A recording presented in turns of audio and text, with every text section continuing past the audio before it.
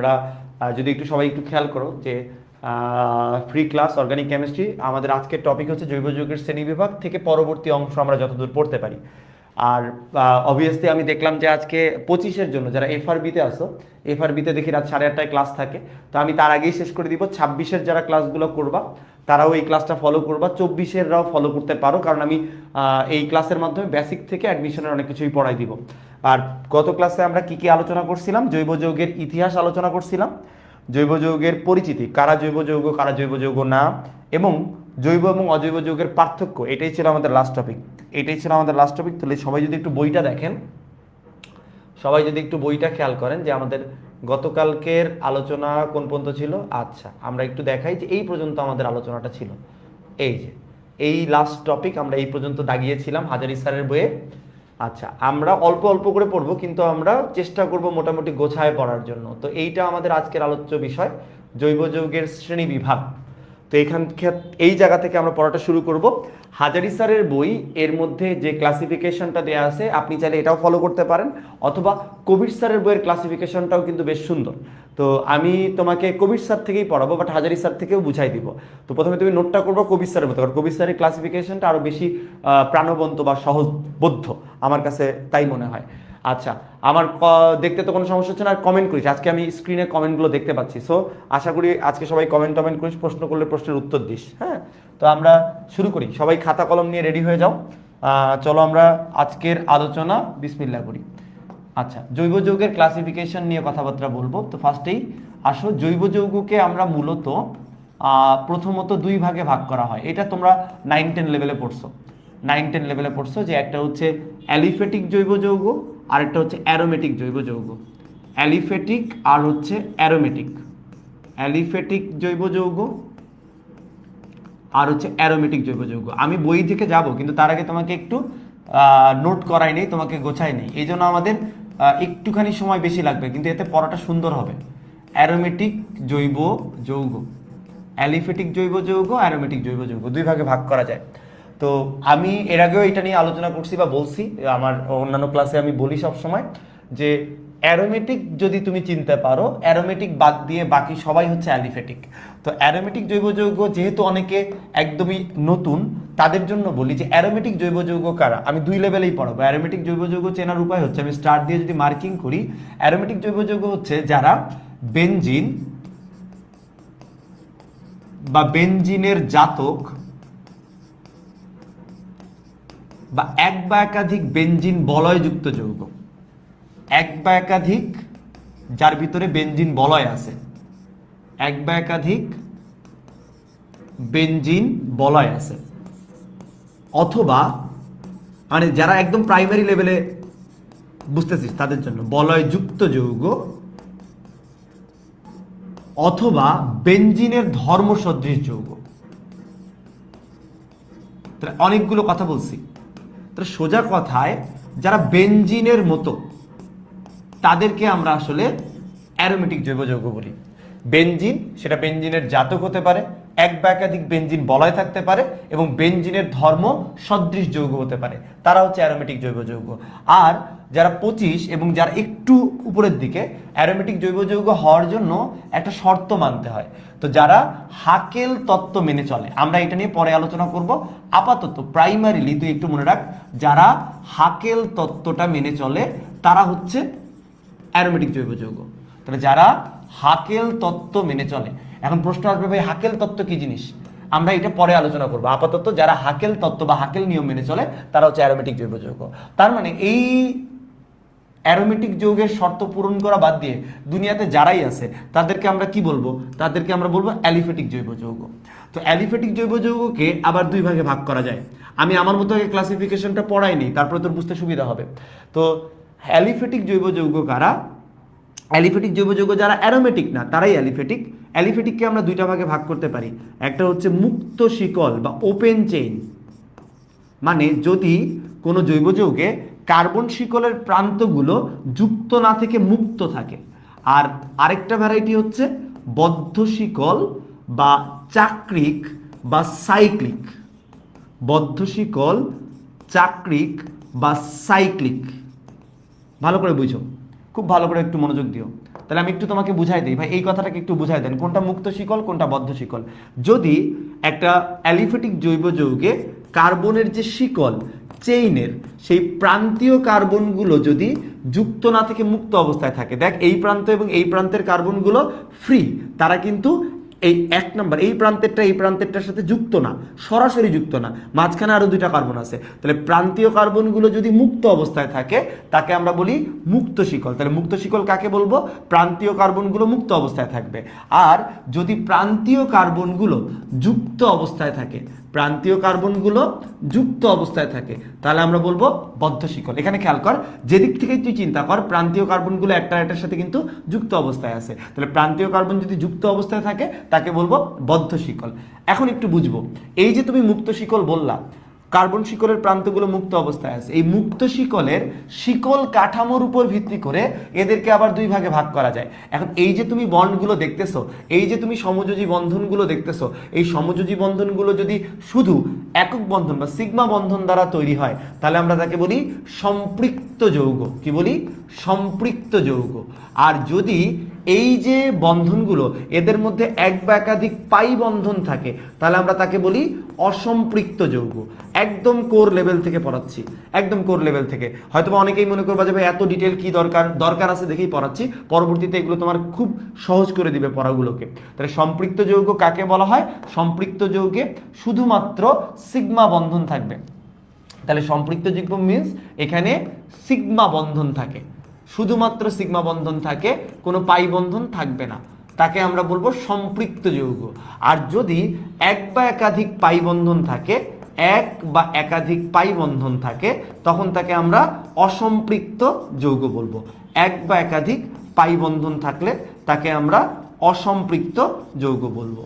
আচ্ছা, এখন দেখো এই যে সম্পৃক্ত অসম্পৃক্ত ছাড়াও আমরা কিন্তু মুক্ত শিকল জৈব যৌগকে তার কাঠামোর উপর ভিত্তি করে আরো দুই ভাগে ভাগ করতে পারি। আরো দুই ভাগ কি একটু বলি। মুক্ত শিকলকে আবার দুই ভাগে ভাগ করা যায়, একটা হচ্ছে সরল শিকল আর একটা হচ্ছে শাখা শিকল। সরল শিকল এবং হচ্ছে শাখা শিকল।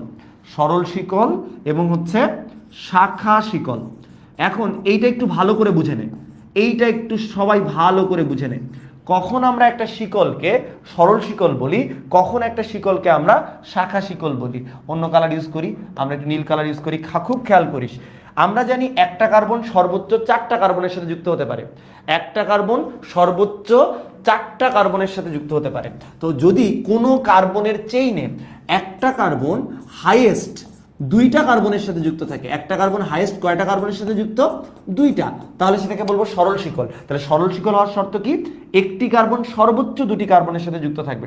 দেখ এই চেইনটা খেয়াল কর, এই চেইনের মধ্যে এই যে প্রান্তীয় কার্বনটা ও একটা কার্বনের সাথে যুক্ত, আর মাঝখানের যে 2টা কার্বন তারা হাইয়েস্ট কয়টা কার্বনের সাথে যুক্ত?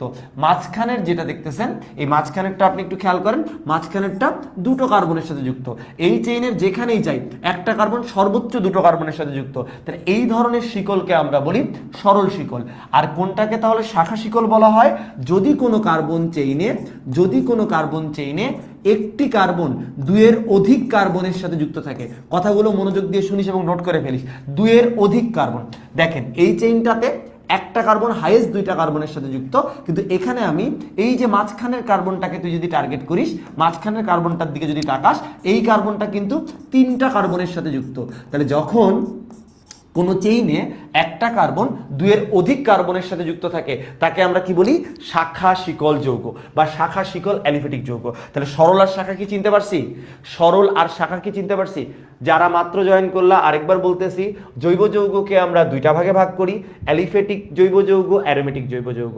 যারা হাকেল তত্ত্ব মেনে চলে, যারা বেনজিনের জাতক, এক বা একাধিক বেনজিন বলয়যুক্ত যৌগ বা বেনজিনের ধর্মসদৃশ যৌগ, তাদেরকে অ্যারোমেটিক জৈব যৌগ বলে। যারা অ্যারোমেটিক না তারাই অ্যালিফেটিক জৈব যৌগ। অ্যালিফেটিক জৈব যৌগকে 2 ভাগে ভাগ করা যায়, মুক্ত শিকল ওপেন চেইন বা বদ্ধ শিকল এবং বদ্ধ শিকল চাক্রিক বা সাইক্লিক যৌগ। মুক্ত শিকল কখন বলবো? বলবো যখন কার্বন চেইনের প্রান্তীয় কার্বনগুলো মুক্ত অবস্থায় থাকে তাকে বলা হয় মুক্ত শিকল, আর যদি কার্বন শিকলের প্রান্তীয় কার্বনগুলো যুক্ত অবস্থায় থাকে তখন তাকে বলা হয় বদ্ধ শিকল। তখন তাকে কি বলা হয়? বদ্ধ শিকল। খুব ভালো করে বুঝে নেই, এই যে মুক্ত শিকল যৌগ যদি শুধু সিগমা বন্ধন দিয়ে শিকলটা তৈরি হয়, চেইনটা তৈরি হয়, তাহলে সম্পৃক্ত যৌগ। যদি সেখানে এক বা একাধিক পাই বন্ধন থাকে তাহলে অসম্পৃক্ত যৌগ। সম্পৃক্ত যৌগ কারা? অ্যালকেন। অ্যালকেনের জাতক যারা তারা হচ্ছে সম্পৃক্ত যৌগ, আর যারা অ্যালকিন অ্যালকাইন বা তাদের জাতক তারা হচ্ছে অসম্পৃক্ত যৌগ। ভালো করে খেয়াল করি, এই যে মুক্ত শিকল তাদেরকে আবার দুই ভাগে ভাগ করা যায়। যদি চেইনের কোথাও একটা কার্বন সর্বোচ্চ দুটো কার্বনের সাথে যুক্ত থাকে তাকে বলবো সরল শিকল। যদি একটা কার্বন সর্বোচ্চ দুইয়ের অধিক কার্বন মানে 3টি বা 4টি কার্বনের সাথে যুক্ত থাকে তাহলেই সেটাকে বলবো শাখা শিকল। এই পর্যন্ত বুঝতে পারছি? এই পর্যন্ত বুঝতে পারছি কিনা একটু কমেন্ট করিস। এই পর্যন্ত বুঝতে পারছেন কিনা একটু কমেন্ট করেন। এখন এই যে বদ্ধ শিকল বা চাক্রিক, ভালো করে বুঝিস, এরা চাক্রিক কিন্তু এদের ধর্ম কিন্তু অ্যারোমেটিকের মতো না, এদের ধর্ম অ্যালিফেটিকের মতো। যারা দেখতে চাক্রিক ধর্ম অ্যালিফেটিকের মতো। আবার বলি, যারা দেখতে চাক্রিক, যারা দেখতে চাক্রিক ধর্ম অ্যালিফেটিকের মতো। যারা দেখতে চাক্রিক তবে ধর্ম অ্যারোমেটিকের মতো না, তবে ধর্ম অ্যালিফেটিকের মতো। অনেকের মধ্যে একটা ফলস পারসেপশন আছে, কি জানিস? যে চক্র দেখলেই মনে করে ওটা অ্যারোমেটিক, চক্র দেখলেই অ্যারোমেটিক না, দেখতে চাক্রিক। বাট ধর্ম যদি অ্যালিফেটিক এর মতো হয় তখন তাকে আমরা অ্যালিফেটিকের মতো হলে তাকে অ্যালিসাইক্লিক যৌগ বলে, তাকে অ্যালিসাইক্লিক যৌগ বলে। আমি খুবই প্রাইমারি লেভেলে পড়াচ্ছি, অ্যালিসাইক্লিক যৌগ বলে। তাহলে অ্যালিসাইক্লিক কাকে বলে? অ্যালিসাইক্লিক হচ্ছে তুমি দেখতে চাক্রিক হবা কিন্তু তোমার ধর্মটা হবে অ্যালিফ্যাটিক যৌগের মতো, অ্যালিফ্যাটিক যৌগের মতো। তাকে বলবো, দেখেন অ্যালিফ্যাটিকের অ্যালি আর সাইক্লিকের সাইক্লিক মিলে হয়ে গেছে অ্যালিসাইক্লিক যৌগ। তাহলে বদ্ধ শিকল, সাইক্লিক বা চাক্রিক যারা অ্যালিফ্যাটিকের মতো তাদেরকে আমরা অ্যালিসাইক্লিক যৌগ বলতে পারি। এখন এই যে অ্যালিফ্যাটিক বদ্ধ শিকল, অ্যালিফ্যাটিক বদ্ধ শিকল তাদেরকে আমরা দুই ভাগে ভাগ করতে পারি। কিভাবে ভাগ করতে পারি? দেখো, বদ্ধ শিকল বা চাক্রিক যৌগ, আমি একটু এদিকে, একটু নোটের সময় তোমরা খাতায় জায়গা আছে তাই ওইদিকে যেও, আমি একটু এদিকে চলে আসতেছি, একটু এইদিকে চলে আসতেছি, এখানে আমি ক্লাসিফাইটা করে দেই। দেখো, যারা বদ্ধ শিকল, চাক্রিক বা সাইক্লিক তাদেরকে আবার দুই ভাগে ভাগ করা যায়, তাদেরকে আবার দুই ভাগে ভাগ করা যায়। কনসেপ্টটা কি? যদি এই শিকল বা চক্রটা, এই যে শিকল বা চক্রটা, এখানে একটু খেয়াল কর, তোর অবজারভেশন কি? এখানে শিকল বা চক্রটা কিন্তু শুধু কার্বন দিয়ে তৈরি। যদি বলয়টা বা চক্রটা শুধু কার্বন দিয়ে তৈরি হয় তাকে আমরা বলবো সুষম চাক্রিক, তাকে আমরা বলবো সুষম চাক্রিক বা হোমোসাইক্লিক। সুষম চাক্রিক বা হোমোসাইক্লিক, খুব ভালো করে খেয়াল করি, সুষম চাক্রিক বা হোমোসাইক্লিক, বা এটাকে আরো একটা নাম দেওয়া যায়, জানিস? এটাকে বলা হয় কার্বোসাইক্লিক, এটাকে বলা হয় কার্বোসাইক্লিক। তাহলে চক্রটা কি দিয়ে তৈরি? চক্রটা তোমার ভাইয়া সুষম চাক্রিক, হোমোসাইক্লিক, কার্বোসাইক্লিক। বিকজ বলয় বা চক্রটা শুধু কি দিয়ে তৈরি? কার্বন দিয়ে তৈরি। শুধু কি দিয়ে তৈরি? কার্বন দিয়ে তৈরি। তাহলে বলয় বা চক্র শুধু কার্বন দিয়ে তৈরি হলে তাকে আমরা বলি সুষম চাক্রিক বা হোমোসাইক্লিক। আর যদি বলয় বা চক্রটা কার্বন পরমাণুর পাশাপাশি অন্য কোনো হেটারো পরমাণু দিয়ে তৈরি হয় তাকে আমরা বলি বিষম চাক্রিক বা হেটারোসাইক্লিক। বিষম চাক্রিক বা হেটারোসাইক্লিক। আমাকে এখন একটা প্রশ্নের উত্তর দাও, সুষম চাক্রিক হোক আর বিষম চাক্রিক হোক, এই যৌগগুলো সুষম চাক্রিক হোক বা বিষম চাক্রিক হোক, এই যৌগগুলো অ্যালিফেটিক হবে নাকি অ্যারোমেটিক হবে? সুষম চাক্রিক বা হোমোসাইক্লিক বা কার্বোসাইক্লিক হলেও এই যৌগগুলো কেমন হবে? অ্যালিফেটিক হবে নাকি অ্যারোমেটিক হবে? এই যৌগগুলো এখনো অ্যালিফেটিক, কারণ আমরা অ্যালিফেটিকের ক্লাসিফিকেশন পড়তেছি। So let me show you some example, তাহলে তোমার জন্য ক্লিয়ার হবে যে ভাই বদ্ধ শিকল কিন্তু ধর্ম অ্যালিফেটিকের মতো। চলো আমরা একটু পরের স্লাইডে গিয়ে এটা একটু দেখি, পরের স্লাইডে গিয়ে এটা একটু দেখি, ক্লিয়ার হয়ে নাও। তাহলে আমরা আবারও বলতেছি, বদ্ধ শিকল যারা ছিল, দেখো বদ্ধ শিকল বা সাইক্লিক, বদ্ধ শিকল বা সাইক্লিক, কিন্তু এরা কিন্তু অ্যালিফেটিক না অ্যারোমেটিক? আমি কিন্তু অ্যালিফেটিকের ক্লাসিফিকেশন পড়তেছি, অ্যালিফেটিকের ক্লাসিফিকেশন পড়তেছি। খুব ভালো করে খেয়াল করিস, খুব ভালো করে খেয়াল করিস, অ্যালিফেটিক। তো এর ভিতরে আমরা দুটো ভ্যারাইটি পাইলাম। তাইলে আমি আরেকবার একটু কষ্ট করে লিখতেছি, একটা হচ্ছে সুষম চাক্রিক, একটা হচ্ছে সুষম চাক্রিক, আরেকটা হচ্ছে বিষম চাক্রিক। যারা ক্লাস নিয়ে ডাউট আছে তুমি ক্লাস করতে থাকো, তুমি পরে বুঝতে পারবা তোমার এই টাইমটা অর্থিত ছিল কিনা। তুমি যে এই টাইমটা দিছো এই টাইমটা তোমার জন্য অর্থিত ছিল কিনা তুমি ক্লাস করো, করার পরে তুমি বুঝতে পারবা, আগেই তো বুঝতে পারবা না, করতে থাকো, করতে থাকলে তুমি বুঝতে পারবা যে এটা অর্থিত কিনা, তুমি যে সময়টা ব্যয় করলা তোমার এটা কাজে লাগলো কিনা। সুষম চাক্রিক, বিষম চাক্রিক, এটাকে আরো নাম দেওয়া যায় কার্বোসাইক্লিক বা হোমোসাইক্লিক। তাহলে আমি এখন একটা এক্সাম্পল দিই, তাহলে তোর জন্য ক্লিয়ার হবে। দেখ আমি ধর তিনটা কার্বন নিলাম, তিনটা কার্বন দিয়ে আমি একটা চক্র বানাইছি। ফার্স্ট অফ অল কার্বনের মধ্যে শুধু সিগমা বন্ড দিছি এবং বাকি যে হাতগুলো আছে বাকি হাতগুলো আমি হাইড্রোজেন দিয়ে পূরণ করব। প্রথম কথা, এই বাকি হাত যখন আমি হাইড্রোজেন দিয়ে পূরণ করব, এখানে দুটো হাইড্রোজেন দিতে হবে, দুটো হাত চলে গেছে, এখানেও দুটো হাইড্রোজেন দিতে হবে, এখানেও দুটো হাইড্রোজেন দিতে হবে। প্রথম কথা দেখতো এখানে একটা চক্র তৈরি হয়েছে, চক্রের কাঠামোটা বা বেসটা তৈরি করছে কার্বন, বাকি হাতগুলো আমি হাইড্রোজেন দিয়ে পূরণ করছি। আচ্ছা এটা কি ধরনের একটা চক্র, এটা সম্পৃক্ত নাকি অসম্পৃক্ত? সম্পৃক্ত একটা চক্র, চক্র কিন্তু চাক্রিক কিন্তু সম্পৃক্ত। এবং দেখ কয়টা কার্বন আছে, তিনটা কার্বন আছে, ছোটবেলা থেকে পড়তেছিস তিন কার্বনের সম্পৃক্ত যৌগকে, তিন কার্বনের সম্পৃক্ত যৌগকে আমরা বলি হচ্ছে কি বলি, প্রোপেন বলি। তিন কার্বনের সম্পৃক্ত যৌগকে প্রোপেন বলি। আর এটা যেহেতু চক্র তৈরি করছে তাহলে এটার নাম কি হবে, এটা যেহেতু চক্র তৈরি করছে তাহলে এটার নাম হবে সাইক্লোপ্রোপেন। সাইক্লোপ্রোপেন। প্রথম প্রশ্ন বলো, সাইক্লোপ্রোপেন একটি অ্যালিফেটিক যৌগ নাকি অ্যারোমেটিক যৌগ? অ্যান্সার করবা। সাইক্লোপ্রোপেন একটি অ্যালিফেটিক যৌগ নাকি অ্যারোমেটিক যৌগ? কোশ্চেনের অ্যান্সার দাও। সাইক্লোপ্রোপেন একটি অ্যালিফেটিক যৌগ নাকি অ্যারোমেটিক যৌগ? কোশ্চেনের অ্যান্সার দাও। সাইক্লোপ্রোপেন একটি অ্যালিফেটিক যৌগ নাকি অ্যারোমেটিক যৌগ? আমি আরো এরকম সুষম চাক্রিক তৈরি করি, চলো অ্যান্সার করো। আমি এবার চারটা কার্বন দিলাম, চারটা কার্বন দিয়ে আমি চক্র বানাইছি, বাট আমি সম্পৃক্ত রাখছি কারণ কোনো পাই বন্ড দেই নেই। বাকি হাত আমি হাইড্রোজেন দিয়ে পূরণ করে দিলাম, বাকি হাত আমি হাইড্রোজেন দিয়ে পূরণ করলাম। দেখ হাইড্রোজেন দিয়ে পূরণ করার সিস্টেমটা বুঝে নিস। আচ্ছা কেমন যৌগ? অ্যালিফেটিক যৌগ। ভেরি গুড, অ্যালিফেটিক, কারণ এরা বেনজিন বলয়জাত যৌগ না, বেনজিনের মতো যৌগ না, এরা হাকেল তত্ত্ব মেনে চলে না, এরা হাকেল তত্ত্ব মেনে চলে না। আচ্ছা এইটার নাম যদি সাইক্লোপ্রোপেন হয়, এবার আমি চার কার্বন দিয়ে একটি সম্পৃক্ত চক্র তৈরি করছি, বাকি হাতগুলো হাইড্রোজেন দিয়ে পূরণ করছি, তাহলে চার কার্বনের সম্পৃক্ত হাইড্রোকার্বনের নাম কি ভাইয়া? বিউটেন। আর যেহেতু এটা বলয় বা চক্র তৈরি করছে তাহলে এটার নাম কি হবে? সাইক্লোবিউটেন। এটার নাম কি হবে? সাইক্লোবিউটেন। এখন আয় এটা থেকে একটা ম্যাজিক দেখাই। এখন আমরা যখন সামনে যাব তুই দেখবি যে এগুলোর স্কেলেটন ফর্মুলা আছে। স্কেলেটন ফর্মুলা মানে কঙ্কাল কাঠামো। কঙ্কাল কাঠামোতে আমাদের শুধু কার্বনের বেসটা দেখাইতে হয়, কার্বনের স্ট্রাকচারটা দেখাইতে হয়, তাহলে হাইড্রোজেনগুলো দেখানোর প্রয়োজন পড়ে না। তাহলে কার্বনের স্ট্রাকচারগুলো দেখালে স্কেলেটন ফর্মুলাতে এটা হচ্ছে ত্রিভুজাকার, স্কেলেটন ফর্মুলাতে এটা কি? চতুর্ভুজাকার। দেখ যে এই কেমিস্ট্রিটা জানে না তার চোখে এটা দেখলে সে বলবে ত্রিভুজ, আর এটা দেখলে বলবো চতুর্ভুজ। বাট আমরা যারা অর্গানিক কেমিস্ট্রি জানি আমরা এটা দেখলে বলবো যে এখানে তিনটা পয়েন্ট আছে, তিন পয়েন্টে তিনটা কার্বন থাকবে, জিনিসটা সম্পৃক্ত অবস্থায় আছে, সো এটা সাইক্লোপ্রোপেনকে রিপ্রেজেন্ট করে। আবার এটা কাকে রিপ্রেজেন্ট করে? সাইক্লোবিউটেনকে। যে জানে না সে বলবে চতুর্ভুজ বা চার কোনা কোনো কিছু, বাট যে জানে সে বলবে এটা সাইক্লোবিউটেন। তো এরা কিসের উদাহরণ? সুষম চাক্রিক অ্যালিফেটিক যৌগের উদাহরণ, সুষম চাক্রিক অ্যালিফেটিক যৌগের উদাহরণ। এখন হয় বিষম চাক্রিক। তাহলে বিষম চাক্রিক মানে কি?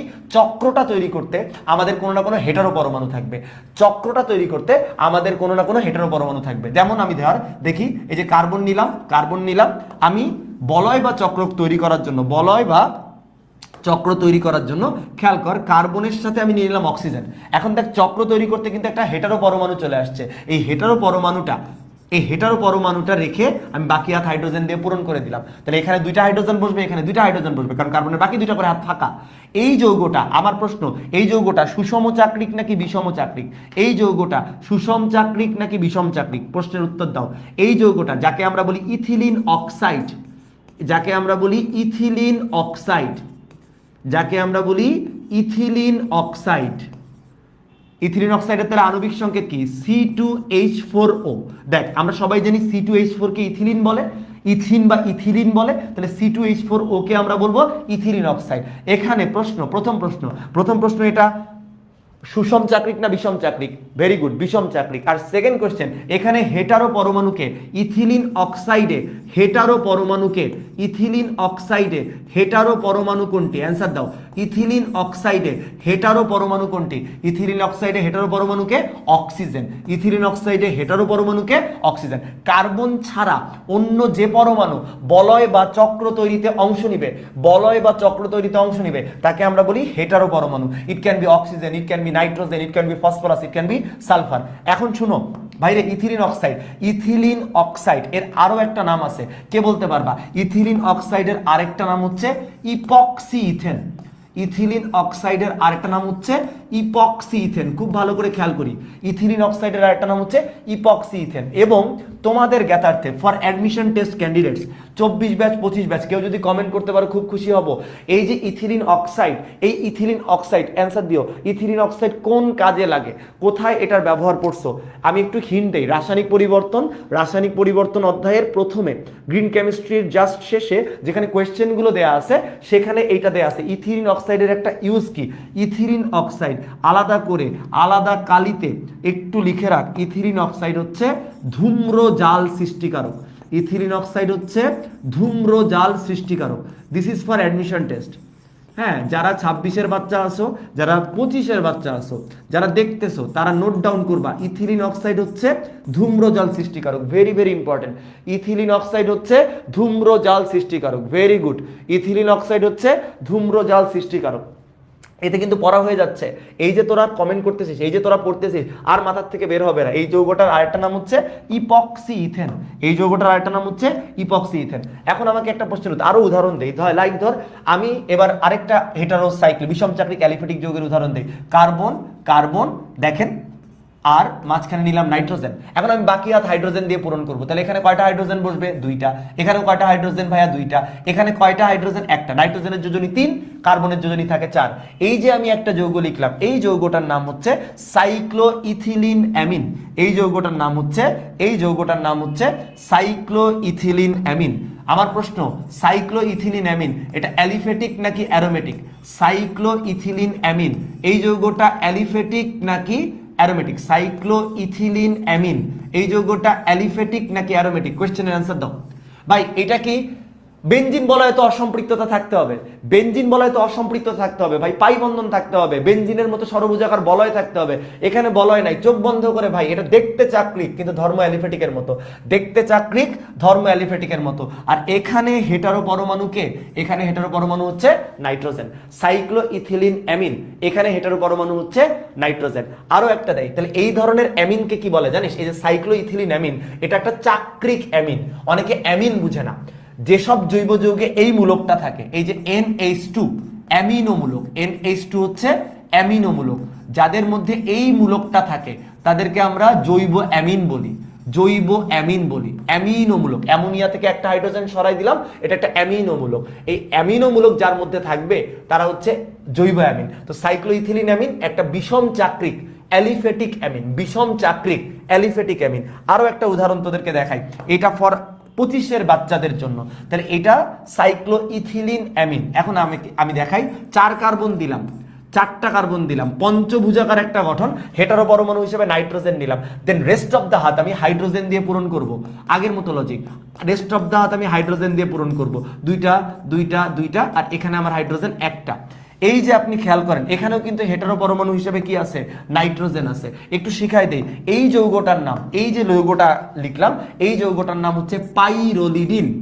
পাইরোলিডিন লিখে রাখি, আজকে একটু বড় হয়ে যাই, শিখে নেই। এই যৌগটার নাম হচ্ছে পাইরোলিডিন, এই যৌগটার নাম হচ্ছে পাইরোলিডিন। আমার প্রশ্ন, সাইক্লোইথিলিন অ্যামিন আর হচ্ছে পাইরোলিডিন, এরা কি জাতীয় যৌগ ভাই? এরা অ্যামিন জাতীয় যৌগ, এবং এই দুইটাই হচ্ছে চাকরিক অ্যামিন। এই যৌগটাই হচ্ছে, এই দুটো যৌগই কি ধরনের অ্যামিন? চাকরিক বা সাইক্লিক অ্যামিন। শিখে রাখি, এই দুটো যৌগই কি? চাকরিক বা সাইক্লিক অ্যামিন, চাকরিক বা সাইক্লিক অ্যামিন। প্রশ্ন তোমাদের কাছে, প্রশ্ন, এই দুটো যৌগই চাকরিক বা সাইক্লিক অ্যামিন। তোমাদের কাছে প্রশ্ন, এই চাকরিক বা সাইক্লিক অ্যামিন দুটো অ্যালিফেটিক নাকি অ্যারোমেটিক? এই যে সাইক্লোইথিলিন অ্যামিন এবং পাইরোলিডিন, এরা অ্যালিফেটিক না অ্যারোমেটিক?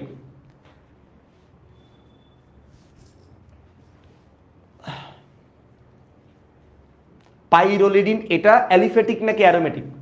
প্রশ্ন, এই পাইরোলিডিন এবং সাইক্লোইথিলিন অ্যামিন এরা অ্যালিফেটিক নাকি অ্যারোমেটিক? এরা অ্যালিফেটিক নাকি অ্যারোমেটিক? এই যে দুইটা যৌগ লিখলাম যারা বিষম চাকরিক, কিন্তু এরা অ্যালিফেটিক নাকি অ্যারোমেটিক? Very good, aliphatic. এরা হচ্ছে অ্যালিফেটিক, এরা হচ্ছে অ্যালিফেটিক। কেন অ্যালিফেটিক ভাই? এরা বেনজিন বা বেনজিনের জাতক না, বেনজিন বলয় বিশিষ্ট না, বা বেনজিনের মতো ধর্ম প্রদর্শন করে না, সোজা কথায় এরা কেউ হাকেল তত্ত্ব মেনে চলে না। তাহলে আমরা অ্যালিফেটিকের মধ্যেই অনেকগুলো চাক্রিক যৌগ দেখে ফেললাম।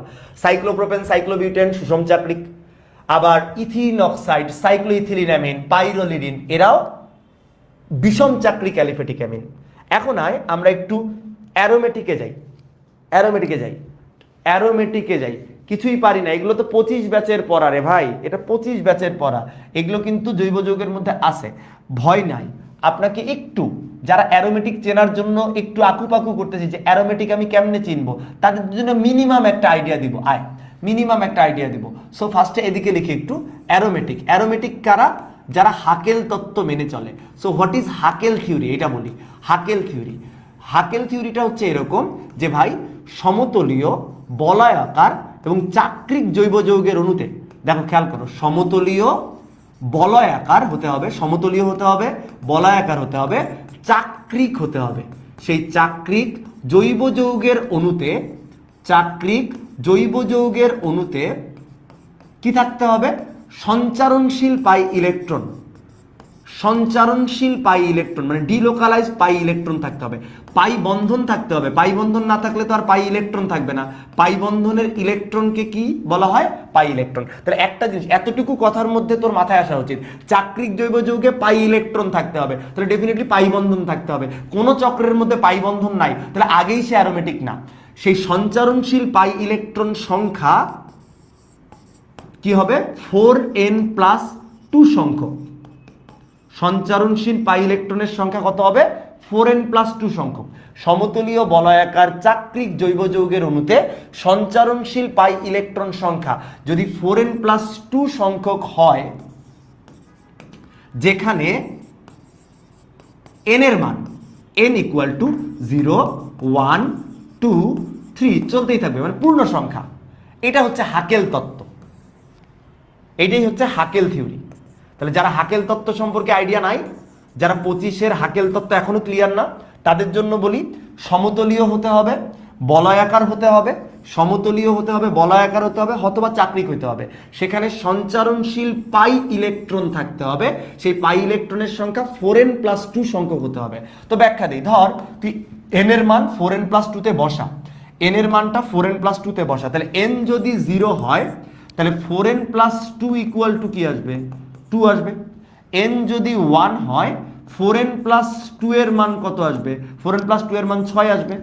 n যদি 2 হয় তাহলে 4n+2 এর মান কত আসবে? 10 আসবে। তাহলে এভাবে মনে রাখতে পারি, দেখ এই যে সংখ্যাগুলো বললাম না, দেখেন তাহলে n0 মানে 4n+2 এর মান 2, n1 মানে 4n+2 এর মান 6, n2 মানে 4n+2 এর মান 10। এগুলো হচ্ছে কিসের সংখ্যা ভাইয়া? পাই ইলেকট্রনের সংখ্যা। তাহলে কোনো সমতলীয় বলয়াকার জৈব যৌগের অণুতে যদি সঞ্চারণশীল পাই ইলেকট্রনের সংখ্যা 2টা, 6টা, 10টা বা 14টা, তুই ধারা মেনটেন কর, 2, 6, 10, তারপরে কত হওয়া উচিত? 14।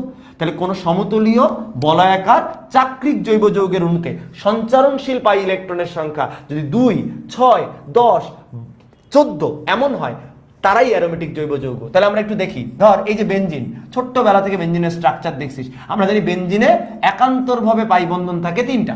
এখন এই যে পাই বন্ধন, আমি কিন্তু বেনজিনের ছবি আরেকটা লিখতে পারি, না? আমি যদি বেনজিনকে এভাবে লিখি, দেখেন এই পাই বন্ধনগুলো এই সিকোয়েন্সে আমি একটা করে জায়গা পরিবর্তন করি, তাহলে এখানে এখানে এখানে দুটোই তো সেম জিনিসই বোঝায়। তো বেনজিনে পাই বন্ধন কয়টা? 1টা, 2টা, 3টা পাই বন্ধন। তার মানে পাই ইলেকট্রন কয়টা বলো?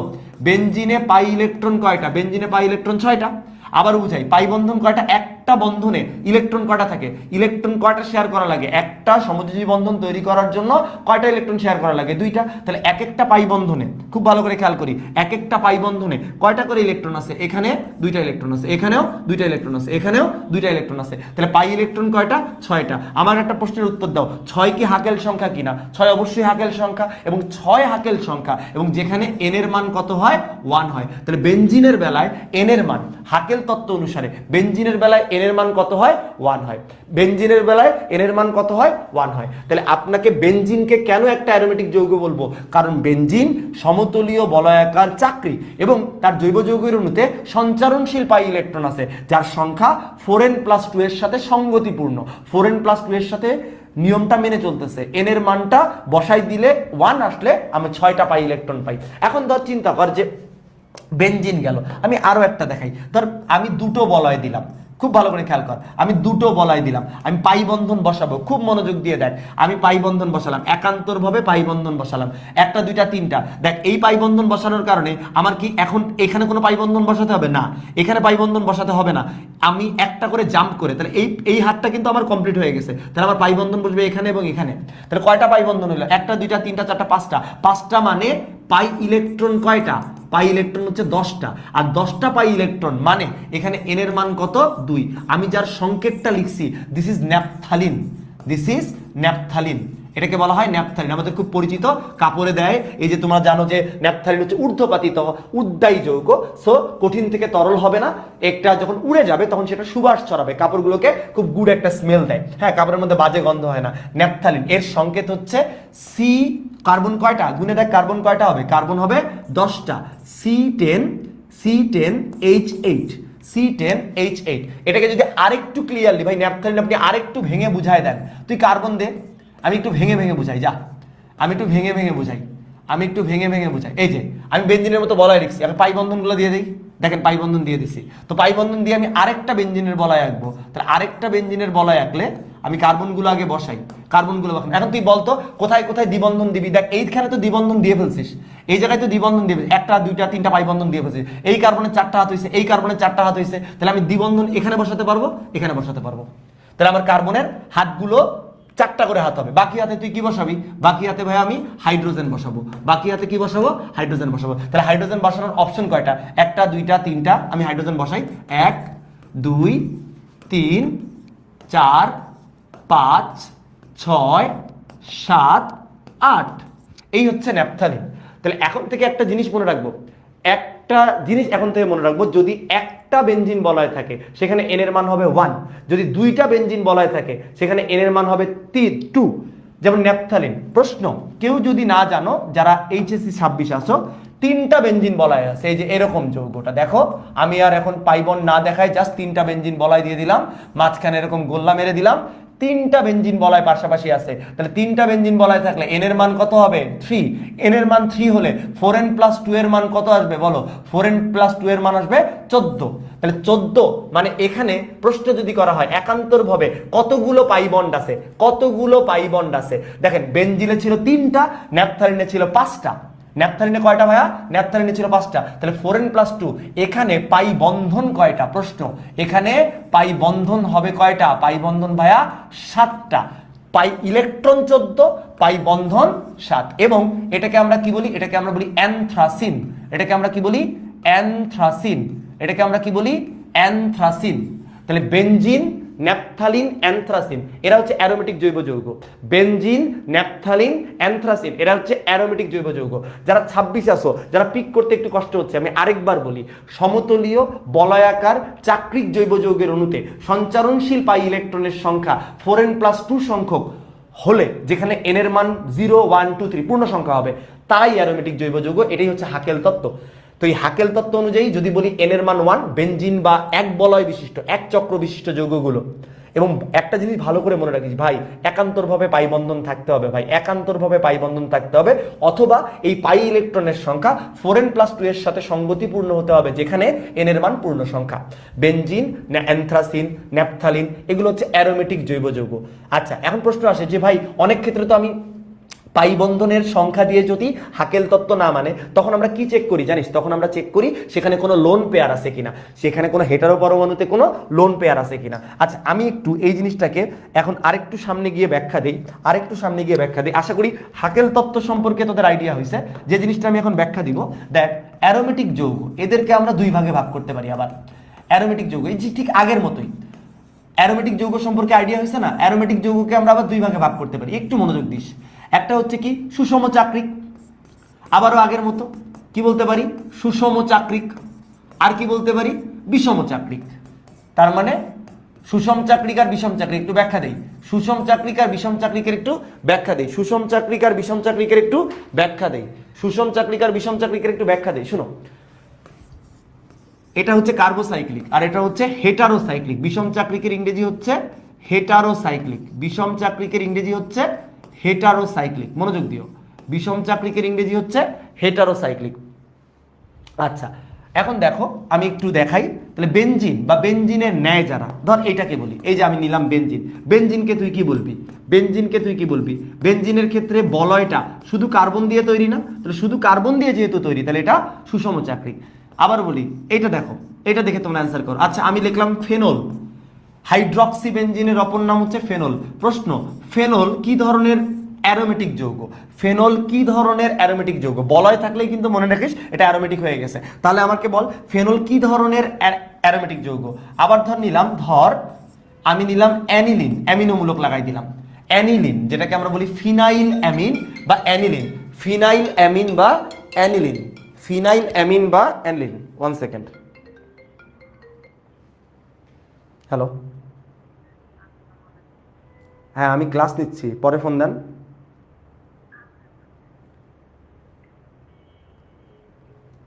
তাহলে ফিনাইল অ্যামিন বা অ্যানিলিন, ফিনাইল অ্যামিন বা অ্যানিলিন। প্রশ্ন, এই দুইটা, এই যে ফেনল আর অ্যানিলিন লিখছি, এগুলো সুষম চাকরিক নাকি বিষম চাকরিক? সুষম চাকরিক। কেন এরা সুষম চাকরিক? কেন এরা সুষম চাকরিক বুঝেন, কেন এরা সুষম চাকরিক? অনেকেই একটা জায়গায় ডাউট তৈরি হয়ে যেতে পারে যে ভাই এখানে তো এই যে অক্সিজেন আছে, এখানে তো নাইট্রোজেন আছে, এই অক্সিজেন এই নাইট্রোজেন ওরা কি বলয় তৈরিতে অংশ নিছে? ওরা কিন্তু বলয় তৈরিতে অংশ নেয় নাই। তাহলে এরা হচ্ছে বলয়ের বাইরে, এরা বলয়ের বাইরে, এরা প্রতিস্থাপক। তাহলে এগুলো দেখে অনেকের মধ্যে ডাউট কাজ করে, এগুলো দেখে অনেকের মধ্যে ডাউট কাজ করে যেটা বিষম চাকরিক কিনা। না ভাইয়া, এটা সুষম চাকরিক। তাহলে অ্যানিলিন বল, ফেনল বল, এগুলো হচ্ছে সুষম চাকরিক অ্যারোমেটিক যৌগ। এখন আছেন খুব ইম্পর্টেন্ট, খুব ইম্পর্টেন্ট, আমরা বিষম চাকরিক কিছু অ্যারোমেটিক যৌগ দেখি। আচ্ছা, এই যে ষড়ভুজাকার কাঠামো, ষড়ভুজাকার কাঠামোতে আমি হেটারো পরমাণু হিসেবে নাইট্রোজেন নিয়ে নিলাম, আমি পাই বন্ধনগুলো একান্তরভাবে বসাই দিলাম। এই যৌগটাকে বলা হয় পিরিডিন। এই যৌগটার নাম হচ্ছে পিরিডিন, খুব ভালো করে খেয়াল করিস, পিরিডিন। প্রশ্ন, পিরিডিন এর ভিতরে তুই কি তিনটা পাই বন্ধন দেখতে পাচ্ছিস কিনা? ভাই তিনটা পাই বন্ধন আছে এবং হেটারো পরমাণু হিসেবে নাইট্রোজেন আছে। এখানে কিন্তু চক্র তৈরিতেই নাইট্রোজেন লাগছে, তাহলে এটা হেটারোসাইক্লিক এবং অ্যারোমেটিক, হেটারোসাইক্লিক এবং অ্যারোমেটিক। পিরিডিন একটা হেটারোসাইক্লিক অ্যারোমেটিক যৌগ।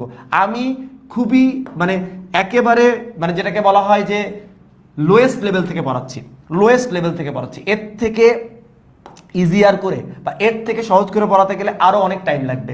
এখন আসেন পঞ্চভুজাকার কাঠামো নেই, তিনটা পঞ্চভুজাকার কাঠামো, এই জায়গায় সেই টুইস্টটা ধরাই দিব, এই জায়গায় সেই টুইস্টটা ধরাই দেবো। এবং হেটারো পরমাণু হিসেবে এক জায়গায় নিলাম নাইট্রোজেন, হেটারো পরমাণু হিসেবে অক্সিজেন, হেটারো পরমাণু হিসেবে সালফার, এবং আমি তাদের একান্তর ভরে অবস্থিত পাই বন্ধনগুলো দেখাই দিই। আমি একটু নামগুলো বলে যাই। এই যে আমি প্রথমে যে পঞ্চভুজাকার কাঠামোটা লিখছি, পঞ্চভুজাকার কাঠামোটা লিখছি, নাইট্রোজেন যেখানে হেটারো পরমাণু, এটার নাম হচ্ছে পাইরোল, এটার নাম হচ্ছে পাইরোল ভাইয়া। আচ্ছা, অক্সিজেন থাকলে সেটাকে বলা হয় ফিউরান, অক্সিজেন থাকলে সেটাকে বলা হয় ফিউরান, আর সালফার থাকলে সেটাকে বলা হয় থায়োফিন। প্রথম প্রশ্ন, প্রথম প্রশ্ন, যারা একদম নতুন বা 25-এর, এরা অ্যালিফেটিক নাকি অ্যারোমেটিক? ভাই এরা সবাই অ্যারোমেটিক, এরা সবাই অ্যারোমেটিক, এরা সবাই অ্যারোমেটিক। কোশ্চেন হচ্ছে প্রথমে দেখার মধ্যে একটা ডাউট তৈরি হবে যে ভাই এখানে তিনটা পাই বন্ড, তিনটা পাই বন্ড মানে 6টা পাই ইলেকট্রন, হাকেল তত্ত্ব মানছে, বাট এদের বেলায় তো আমি দুটো করে পাই বন্ধন দেখতেছি। কয়টা করে পাই বন্ধন দেখতেছি? দুইটা করে পাই বন্ধন দেখতেছি। তো দুইটা করে পাই বন্ধন মানে পাই ইলেকট্রন কত হয়? 4। তো 4n+2 এর মান যদি 4 হয় তাহলে সেখানে তো n পূর্ণ সংখ্যা হয় না, n হয়ে যায় ভগ্নাংশ। n কি হয়ে যায়? ভগ্নাংশ। 4 বিয়োগ 2 2, আর এর আমার n এর মান চলে আসে কত? হাফ। n এর মান কত চলে আসে? হাফ। তাহলে n এর মান তো পূর্ণ সংখ্যা হয় না। যদি পাই ইলেকট্রন, দেখ আবার বুঝাই, দুইটা পাই বন্ধন আছে, দুইটা পাই বন্ধন, দুইটা পাই বন্ধন মানে পাই ইলেকট্রন কয়টা? 4টা। তাহলে 4n+2 এর মান যদি 4 হয়, n তো পূর্ণ সংখ্যা হয় না, তাহলে এটা হাকেল তত্ত্ব মানতেছে না। এরা কেন তারপরও অ্যারোমেটিক যৌগ?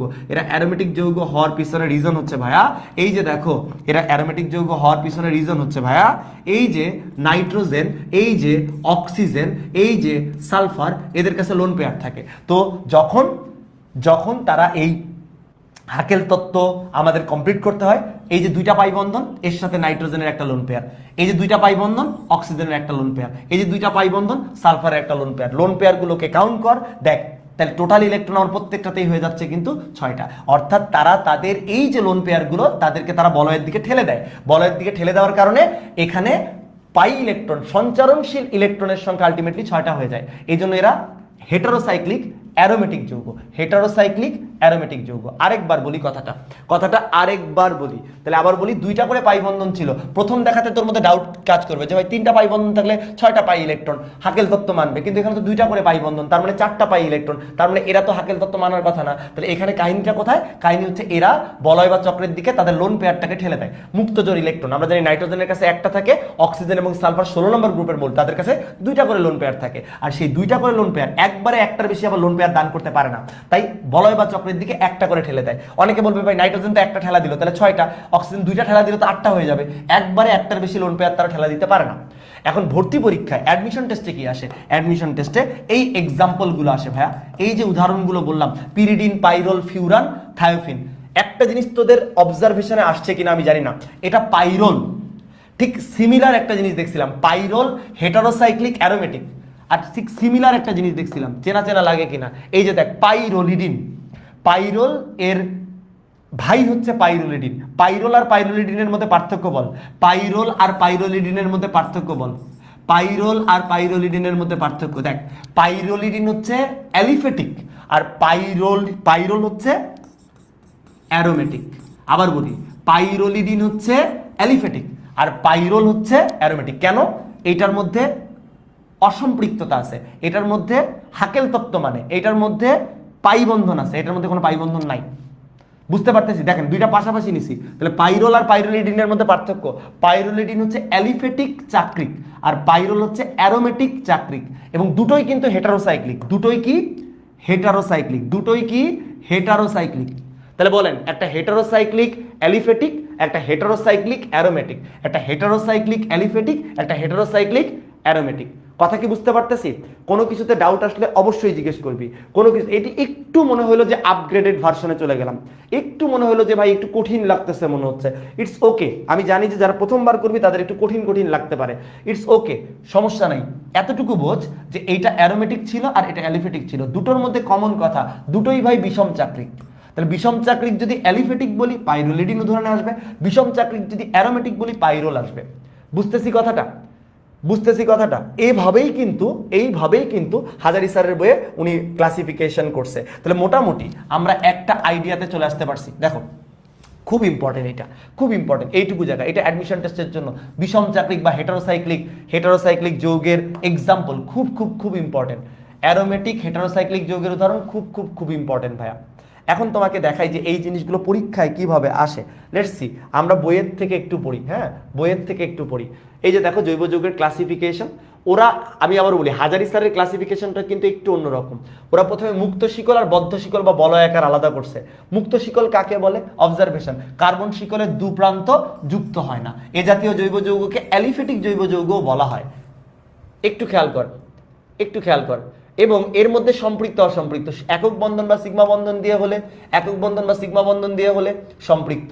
যদি সিগমার সাথে এক বা একাধিক পাই বন্ধন থাকে, দ্বিবন্ধন বা ত্রিবন্ধন থাকে, তখন আমরা অসম্পৃক্ত বলি, ইথিন, অ্যাসিটিলিন। এখন চলে এই যে উনি প্রথমে বদ্ধ শিকল বলে দিচ্ছে, জৈব যৌগের অণুতে কার্বন শিকলের দু প্রান্তের কার্বন নিজেদের মধ্যে অথবা অপর কোনো ভিন্ন হেটারো পরমাণু, নাইট্রোজেন, অক্সিজেন, সালফার, এটার সাথে যুক্ত হয়ে যদি কোনো বলয় গঠন করে, সেই যৌগগুলোকে বদ্ধ শিকল জৈব যৌগ বলে। দেখ বদ্ধ শিকলের মধ্যে কে কে আসছে?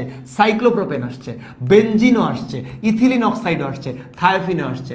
একটা একটা করে অ্যান্সার দে। সাইক্লোপ্রোপেন বদ্ধ শিকল কিন্তু অ্যালিফেটিক, বেনজিন বদ্ধ শিকল কিন্তু অ্যারোমেটিক, ইথিলিন অক্সাইড বদ্ধ শিকল কিন্তু অ্যালিফেটিক, থায়োফিন বদ্ধ শিকল কিন্তু অ্যারোমেটিক। আবার বলি, এই যে সাইক্লোপ্রোপেন, ইথিলিন অক্সাইড, এরা দুটোই হচ্ছে অ্যালিফেটিক, বেনজিন আর থায়োফিন এই দুটোই হচ্ছে অ্যারোমেটিক। আবার বলি, বুঝছেন কিনা? সাইক্লোপ্রোপেন ও বদ্ধ, এরা সবাই বদ্ধ শিকল, বাট এদের মধ্যে পার্থক্য কি ভাই? সাইক্লোপ্রোপেন, ইথিলিন অক্সাইড এরা অ্যালিফেটিক, বেনজিন আর থায়োফিন হচ্ছে অ্যারোমেটিক, কারণ বেনজিন আর থায়োফিন হচ্ছে বেনজিনের মতো বৈশিষ্ট্য দেখায়, বেনজিনের জাতক। কথাগুলো ক্লিয়ার কিনা? খুব ভালো করে বুঝবো। এই যে দেখতে পাচ্ছেন সবাই বদ্ধ শিকল, কিন্তু আপনি কি ভুলেও সাইক্লোপ্রোপেনকে, এই যে সাইক্লোপ্রোপেনকে অ্যারোমেটিক বলার সুযোগ আছে? ইথিলিন অক্সাইডকে অ্যারোমেটিক বলার সুযোগ আছে? নাই, এরা অ্যালিফেটিক। এটা সুষম চাক্রিক, এটা বিষম চাক্রিক, সুষম চাক্রিক অ্যালিফেটিক, বিষম চাক্রিক অ্যালিফেটিক, এটা সুষম চাক্রিক অ্যারোমেটিক, এটা বিষম চাক্রিক অ্যারোমেটিক। আশা করি বুঝতে পারছেন। সো এভাবেই এই জিনিসগুলো একটু পড়তে হবে। এই যে আমি অ্যালিসাইক্লিক পড়াইছিলাম, অ্যালিসাইক্লিক যৌগ কাকে বলে? যেসব জৈব যৌগ গঠনের দিক থেকে সাইক্লিক বা বলয়াকার কিন্তু ধর্মের দিক থেকে যারা অ্যালিফেটিক বা মুক্ত শিকল যৌগের মতো তাদেরকে অ্যালিসাইক্লিক যৌগ বলে। তাহলে কারা অ্যালিসাইক্লিক? উদাহরণগুলো দেখে নাও, সাইক্লোপ্রোপেন, সাইক্লোবিউটেন, সাইক্লোহেক্সেন। আর অ্যারোমেটিক বেনজিন, ফেনল, ন্যাপথালিন, এরা হচ্ছে অ্যারোমেটিক জৈব যৌগ। এই যে ভাইয়া ন্যাপথালিন, এই যে ভাইয়া ন্যাপথালিন C10H8। এবং হেটারোসাইক্লিক বা বিষম চাক্রিক যৌগ কাকে বলে?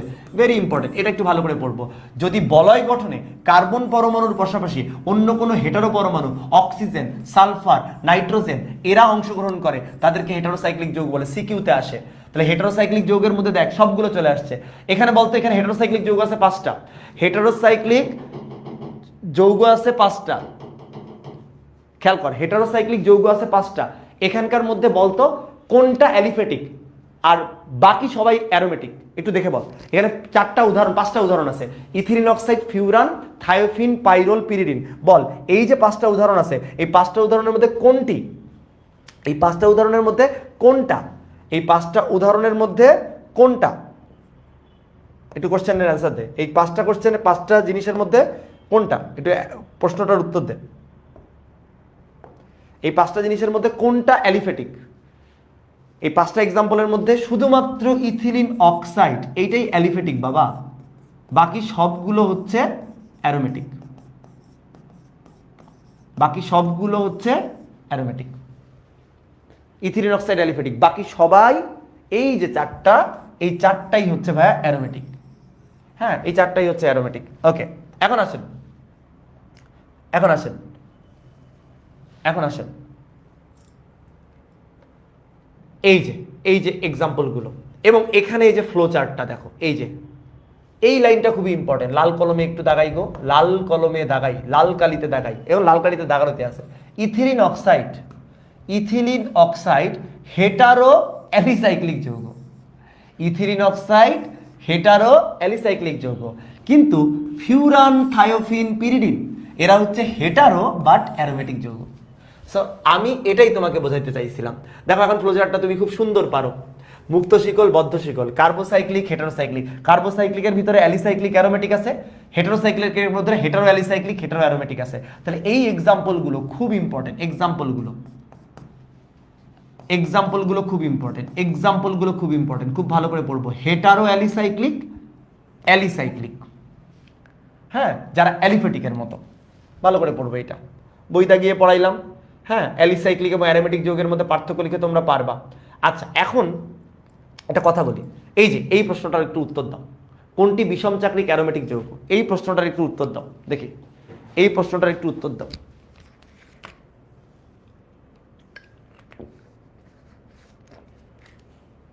এই প্রশ্নটার একটু উত্তর দাও, সবাই একটু এই প্রশ্নটার উত্তর দাও। কোনটি বিষম চাক্রিক অ্যারোমেটিক যৌগ? এই এমসিকিউটার অ্যান্সার দাও। কোনটি বিষম চাক্রিক অ্যারোমেটিক যৌগ? অ্যান্সার দাও। কোনটি বিষম চাক্রিক অ্যারোমেটিক যৌগ? কমেন্ট করো। যারা লাইভে ক্লাসগুলো করতেছো, অল্প মানুষজন ক্লাস করতেছো, একটু কমেন্ট করো, দ্রুত একটু কমেন্ট করে ফেলো। কোনটি বিষম চাক্রিক অ্যারোমেটিক যৌগ? অনেকেই সুন্দর, ভেরি গুড, সুন্দর অ্যান্সার করতেছো, ভেরি গুড। যারা এখন পর্যন্ত কেউই ভুল করনি, সাব্বাস। তার মানে আমরা বুঝাইতে পারতেছি কোনটি বিষম চাক্রিক অ্যারোমেটিক যৌগ? পিরিডিন। যদি সেম কোয়েশ্চেনটা আমি করতাম যে কোনটি বিষম চাক্রিক অ্যালিফেটিক যৌগ, এই প্রশ্নটাতেই যদি কোয়েশ্চেন করতাম কোনটি বিষম চাক্রিক অ্যালিফেটিক যৌগ, তাহলে কি অ্যান্সার করতি? বিষম চাক্রিক অ্যালিফেটিক বললে কি অ্যান্সার করতি? বিষম চাক্রিক অ্যালিফেটিক বললে কোনটা অ্যান্সার করতি? বিষম চাক্রিক অ্যালিফেটিক বললে কোন অ্যান্সারটা করতি বল? বিষম চাক্রিক অ্যালিফেটিক বললে তখন কোনটা অ্যান্সার করতি? বিষম চাক্রিক অ্যালিফেটিক বললে তখন কোনটা অ্যান্সার করতি বল?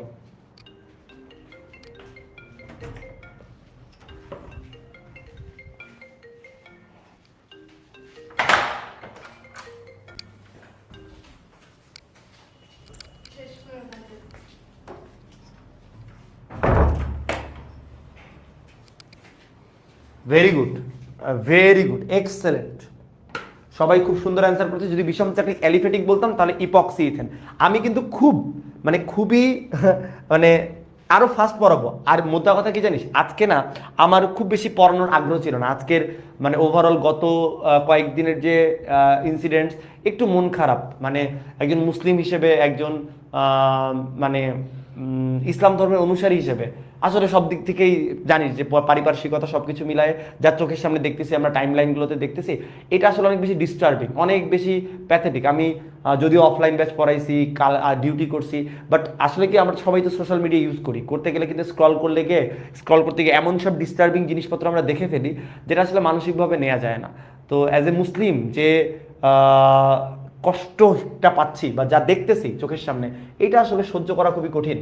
তো এই জন্য আসলে পড়ানোর ব্যাপারে আসলে মন মানসিকতা আজকে একটু কম ছিল। আমি যেহেতু ডিক্লিয়ার দিয়ে ফেলছিলাম, তাই আমি আসলে এটা পড়ালাম বা পড়ানোর ক্লাসটা আমি নিচ্ছি। একটু দেখেন, আমরা এখন বই থেকে পড়বো। জৈব যৌগে বন্ধন প্রকৃতি। দেখো, আমরা জানি জৈব যৌগের সমযোজী বন্ধন থাকে। এই যে জৈব যৌগ মূলত সমযোজী যৌগ। তো সমযোজী যৌগ গঠনে এখানে কার্বন কার্বন পরমাণুর মধ্যে ইলেকট্রন যুগলের সংখ্যানুসারে সমযোজী বন্ধনকে আমরা 3 ধরনের হতে পারে। 3 ধরনের কি কি দেখো, কার্বন কার্বন একক বন্ধন, কার্বন কার্বন দ্বিবন্ধন, কার্বন কার্বন ত্রিবন্ধন হতে পারে। কার্বন কার্বন ত্রিবন্ধন। এখন সমযোজী বন্ধন ব্যাখ্যার জন্য কয়টা তত্ত্ব আছে যদি প্রশ্ন করা হয়, ভাই 2টা তত্ত্ব আছে। একটা হচ্ছে সমযোজী বন্ধনের ইলেকট্রনীয় তত্ত্ব, আর একটা হচ্ছে আধুনিক অরবিটাল অধিক্রমণ তত্ত্ব। এটা বেসিক্যালি 3rd চ্যাপ্টারের আলোচনা। তারপর আমরা অল্প কিছু পড়বো। যারা এটার ডিটেল দেখতে চাও, 3rd চ্যাপ্টারে আমি মোটামুটি কথাবার্তা বলছিলাম। তাহলে সমযোজী বন্ধনের ইলেকট্রনীয় তত্ত্ব আর একটা হচ্ছে আধুনিক অরবিটাল তত্ত্ব। আচ্ছা, এখানে একটা জেম অফ এ থিং আছে, পরে আমরা এটা কাজে লাগাবো, যে অ্যালিফেটিক যৌগে সিগমা বন্ধনের সংখ্যা কত, বা অ্যারোমেটিক যৌগে সিগমা বন্ধনের সংখ্যা কত হবে। যে কোনো একটা যৌগ দেখে কিভাবে বলতে পারিস। দেখেন, যদি যৌগে, এটা একটু নোট করে রাখিস, এটা খুবই একটা ইম্পর্টেন্ট একটা জেম। হ্যাঁ, সিগমা বন্ধন কতগুলো আছে? অ্যালিফেটিক যৌগে পরমাণুর সংখ্যাই হচ্ছে তার সিগমা বন্ধনের সংখ্যা। আর অ্যারোমেটিক যৌগের ক্ষেত্রে সিগমা বন্ধনের সংখ্যা হচ্ছে তার মোট, আবার বলি, অ্যালিফেটিক যৌগে সিগমা বন্ধনের সংখ্যা হচ্ছে পরমাণুর সংখ্যা -1, আর অ্যারোমেটিক যৌগে সিগমা বন্ধনের সংখ্যা হচ্ছে মোট পরমাণুর সংখ্যা। আমি একটু এটা ব্যাখ্যা দিই, এইটা একটু ব্যাখ্যা দিই। চল নোটের মধ্যে দেখাই যে আগে একটু দেখ n-1 আর n। তাহলে আমি ধর র্যান্ডমলি একটা যৌগ নেই, ধর তোকে আমি জিজ্ঞেস করলাম যে C2H6 এই যৌগে, খেয়াল কর, C2H6 যৌগে সিগমা বন্ধনের সংখ্যা কত? প্রশ্ন। এটা একটা অ্যালিফেটিক নাকি অ্যারোমেটিক? তাহলে এটাতে সিগমা বন্ধনের সংখ্যা প্রশ্ন করা হলো। এখানে তুমি সংকেত না লিখেই তুমি সিগমা বন্ধনের সংখ্যা বলবা, শর্টকাট বের কর। এখন তুই স্ট্রাকচার লিখে দেখতে পারিস যে কার্বন 2টা আছে, দেন বাকি হাতে আমি কি দিয়ে পূরণ করব? হাইড্রোজেন দিয়ে পূরণ করব। তো হাইড্রোজেন দিয়ে পূরণ করলে সিগমা বন্ধনের সংখ্যা দেখেন 1 2 3 4 5 6 7, 7টা না? কয়টা? 7টা। বাট এইটা যে শর্টকাটে বের করা যায়, শর্টকাট কি? n-1। n কি? মোট পরমাণুর সংখ্যা। মোট পরমাণু কয়টা? 2 আর 6 8, 8 বিয়োগ 1 কত হয়ে গেল? 7। তাহলে সিগমা বন্ধনের সংখ্যা ফর অ্যালিফেটিক কম্পাউন্ড, সিগমা বন্ধনের সংখ্যা ফর অ্যালিফেটিক কম্পাউন্ড, অ্যালিফেটিকের ক্ষেত্রে শর্টকাটটা কি? n-1। n-1 মানে কি? n হচ্ছে পরমাণুর সংখ্যা, n কি? পরমাণুর সংখ্যা। তাহলে পরমাণুর সংখ্যা থেকে যদি তুমি 1 বিয়োগ করে দাও, মোট পরমাণুর সংখ্যা থেকে তুমি যদি 1 বিয়োগ করে দাও, তাহলে তুমি কি পাবা? সিগমা বন্ধনের সংখ্যা পেয়ে যাবা। তুমি এখন যেটাই নাও তোমার এটা মিলবেই। ধরো তুমি দিলা C2A, ধর এটা না, আর একটু বড় কিছু নেই, ধর C5H12 নিলাম, পেন্টেন। তো পেন্টেনে সিগমা বন্ধনের সংখ্যা কত? ভাই মোট পরমাণু 12 আর 5 17, 17 বিয়োগ 1 তার মানে কত হবে? 16। 17 বিয়োগ 1 তার মানে কত? 16। ধরতে পারছি কিনা? তাহলে লিখে রাখবো, অ্যালিফেটিক জৈব যৌগে সিগমা বন্ধনের সংখ্যা হচ্ছে n-1। n হচ্ছে মোট পরমাণুর সংখ্যা, n কি? মোট পরমাণুর সংখ্যা। বাট এইটাই যখন তুমি অ্যারোমেটিক কম্পাউন্ডের ক্ষেত্রে যাবা, অ্যারোমেটিক কম্পাউন্ডের ক্ষেত্রে যাবা, অ্যারোমেটিক জৈব যৌগের ক্ষেত্রে যাবা, অ্যারোমেটিক কম্পাউন্ডের ক্ষেত্রে যাবা, তখন সিগমা বন্ধনের সংখ্যা ইকুয়াল টু n। সিগমা বন্ধনের সংখ্যা, এটা কিন্তু ভর্তি পরীক্ষার জন্য খুব কাজে লাগে। সিগমা বন্ধনের সংখ্যা ইকুয়াল টু n। লাইক ধর বেনজিনের সিগমা বন্ধন কতগুলো আছে? ভাই বেনজিনের সংকেত কি? C6H6। তাহলে বেনজিনের টোটাল পরমাণু কয়টা? 6 আর 6 12। তাহলে 12টাই হবে তার সিগমা বন্ধনের সংখ্যা। তাহলে সিগমা বন্ধন কয়টা? সিগমা বন্ধন 12টা। যতগুলো তুই বিশ্বাস হচ্ছে না, মিলাই দেখ। তাহলে কার্বন আমরা বেনজিন লিখি 1 2 3 4 5 6, 6টা কার্বন দিলাম। দেন বাকি হাত আমরা কি দিয়ে পূরণ করি? হাইড্রোজেন। তাহলে বাকি হাতগুলোতে আমরা হাইড্রোজেন দিয়ে দেই। চল আগেই না, বাকি হাত আগে আমরা করি, পাই বন্ড বসাই দেই। 1 সেকেন্ড, একটু পাই বন্ড বসাই, পাই পাই পাই পাই বসাই দিলাম। দেন বাকি হাতে আমরা কি দিয়ে পূরণ করব? হাইড্রোজেন দিয়ে পূরণ করব। তাহলে এখানে আমার হাইড্রোজেন একটা একটা একটা একটা, কার্বনের সাথে হাইড্রোজেনের সবসময় কি বন্ড হয়? সিগমা। তাহলে গুণে দেখ, এখানে 6টা সিগমা। কয়টা সিগমা? আবার বলি, এখানে কয়টা সিগমা আছে? 6টা। আবার হাইড্রোজেন আছে 6টা। তাহলে 6 6 সিগমা বন্ধন কয়টা হয়ে গেল? 12টা। তাহলে আবার বলি, জিনিসটা একটু বোঝার চেষ্টা করি, জিনিসটা একটু বুঝে মনে রাখি এবং শর্টকাটটা মনে রাখবো, তাহলে তাড়াতাড়ি তুই number of sigma bond in aliphatic and aromatic compound তুই বের করতে পারবি। ম্যাজিক ট্রিক্সটা কি? ম্যাজিক ট্রিক্সটা এখন বোর্ডে যায়, এই যে এই কথাটা লিখে রাখ, অ্যালিফেটিক যৌগে সিগমা বন্ধন সংখ্যা ইকুয়াল টু n-1, অ্যারোমেটিক যৌগে সিগমা বন্ধন সংখ্যা equal to n, n equal to যৌগে থাকা মোট পরমাণুর সংখ্যা। তো এই জিনিসগুলো খুব কাজে দেয় যখন তুমি এমসিকিউ অ্যান্সার করবা। বুঝে পড়া একটা জিনিস আর দ্রুত বের করার একটা জিনিস, দ্রুত বের করার জন্য এগুলো অনেক হেল্প করে। আচ্ছা, এখন একটু আসি ইলেকট্রনীয় তত্ত্ব। সমযোজী বন্ধনের ইলেকট্রনীয় তত্ত্ব কে দেন? সমযোজী বন্ধনের ইলেকট্রনীয় তত্ত্ব লুইস সাহেব দেন। সমযোজী বন্ধনের ইলেকট্রনীয় মতবাদ কে দেন? লুইস দেন।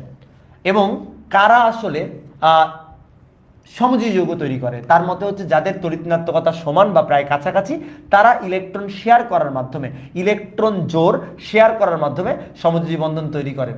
আচ্ছা, এবং যারা বন্ধন তৈরিতে অংশ নেয় সেই ইলেকট্রন জোড়কে আমরা বলি বন্ধন ইলেকট্রন জোড়, এবং এরা পরস্পর বিপরীতমুখী হয়। আচ্ছা, এত কিছুর দরকার নাই। দেখেন, আমি তোমাদেরকে একটা কথা গত ক্লাসে পড়াইছিলাম যে গ্রুপ 14A বা 14 বা যেটাকে 4A আগে বলা হইতো, কার্বন আছে। এই কার্বন তীব্র তড়িৎ ধনাত্মক বা তীব্র তড়িৎ ঋণাত্মক না। কার্বন পরমাণু নিজের বাইরের রক্ষে 4টা ইলেকট্রন বর্জন করে C4+ বা 4টা ইলেকট্রন গ্রহণ করে C4- আয়নে সহজে পরিণত হতে পারে না।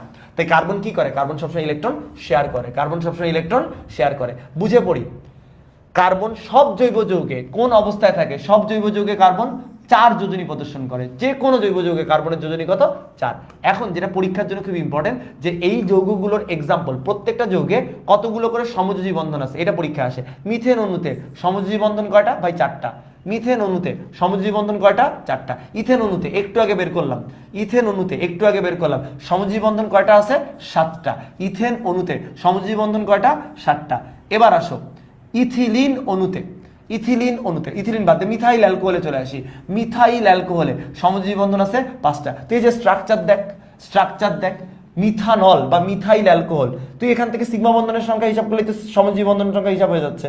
তো আমরা যদি মিথানল বা মিথাইল অ্যালকোহলে যাই, আমরা তো আণবিক সংকেত জানি। এখানে টোটাল পরমাণু আছে কয়টা? 1 2 3 4 5। আপনি দেখেন কয়টা পরমাণু আছে? 1 2 3 4 5 6 পরমাণু, 6টা। তাহলে 6 - 1 = 5। তাহলে এটাই তো হওয়ার কথা। তাহলে এগুলো পরীক্ষার জন্য লাগে। এখন আসেন আধুনিক অরবিটাল অধিক্রমণ মতবাদ, সমযোজী বন্ধনের প্রকারভেদ। আচ্ছা, আমি না তোমাদেরকে ফার্স্ট পেপারের 3rd চ্যাপ্টারে পড়াইছিলাম, ফার্স্ট পেপারের 3rd চ্যাপ্টারে পড়াইছিলাম যে ইলেকট্রন শেয়ার করার থিওরির থেকেও আরো নতুন যে থিওরিটা, যে যখন ইলেকট্রন শেয়ার করে তখন কি হয়, যে তখন তারা যে অরবিটালগুলো থাকে, যোজ্যতা স্তরের যে অর্ধপূর্ণ অরবিটালগুলো থাকে, তাদের মধ্যে ওভারল্যাপিং ঘটে। ওভারল্যাপিং অরবিটাল অধিক্রমণের মাধ্যমে আণবিক অরবিটাল তৈরি হয়। পারমাণবিক অরবিটালের ওভারল্যাপিং এর মাধ্যমে আণবিক অরবিটাল তৈরি হয়। এটা 3rd চ্যাপ্টারের পড়া। তারপরে একটু বলে দিচ্ছি। দেখো, আধুনিক অরবিটাল মতবাদ অনুযায়ী দুইটা অধাতব পরমাণু পরস্পরের সাথে সংযোগের সময় দুইটা পরমাণুর দুটি অরবিটালের মধ্যে যদি এমনভাবে অধিক্রমণ বা অভিলেপন ঘটে যাতে নতুন অরবিটালটি আংশিকভাবে উভয় পরমাণুর অঙ্গীভূত হয়, পরমাণু দুটির মধ্যবর্তী বন্ধনকে তখন কি বলা হয়? সমযোজী বন্ধন। অর্থাৎ এমনভাবে ওভারল্যাপ করতে হবে যেন ইলেকট্রন জোড়গুলো সেখানে অবস্থান করতে পারে। এবং এই অরবিটাল যখন ওভারল্যাপিং করে তখন কিন্তু ইলেকট্রনগুলোর স্পিন কি হতে হয়? বিপরীতমুখী হতে হয়। এবং ওভারল্যাপিং বা অধিক্রমণ যত বেশি হবে, সমযোজী বন্ধন তত শক্তিশালী হবে। আপনারা যারা 3rd চ্যাপ্টারে ক্লাস করেন নাই, তারা একটু ক্লাসটা দেখবেন, দেখলে সিগমা বন্ধন পাই বন্ধন আমি সেখানে পড়াই দিছিলাম, সিগমা বন্ধন এবং পাই বন্ধন আমি সেখানে পড়াই দিছিলাম। এইটা একটু বলে দেই যে অধিক্রমণের শর্ত কি, কারা অধিক্রমণ করে? অর্ধপূর্ণ অরবিটাল অধিক্রমণ করে। অর্ধপূর্ণ অরবিটাল অধিক্রমণ করে মানে পূর্ণ অরবিটাল যার যোজ্যতা স্তরে একটা বল 2px1 আর 2px2 কে অধিক্রমণ করবে? 2px1, কারণ তার মধ্যে বিজোড় ইলেকট্রন আছে। তাহলে অবশ্যই বিজোড় ইলেকট্রনধারী অরবিটালকে আমরা কি বলি? অর্ধপূর্ণ অরবিটাল। অর্ধপূর্ণ অরবিটাল তোমার হচ্ছে ওভারল্যাপিং করে। অবশ্যই সংযোগকারী অরবিটালের শক্তি কেমন হতে হবে? সেম। কার্যকর অধিক্রমণের জন্য অলওয়েজ কি করতে হবে, সঠিক অক্ষ বরাবর অধিক্রমণ করতে হবে।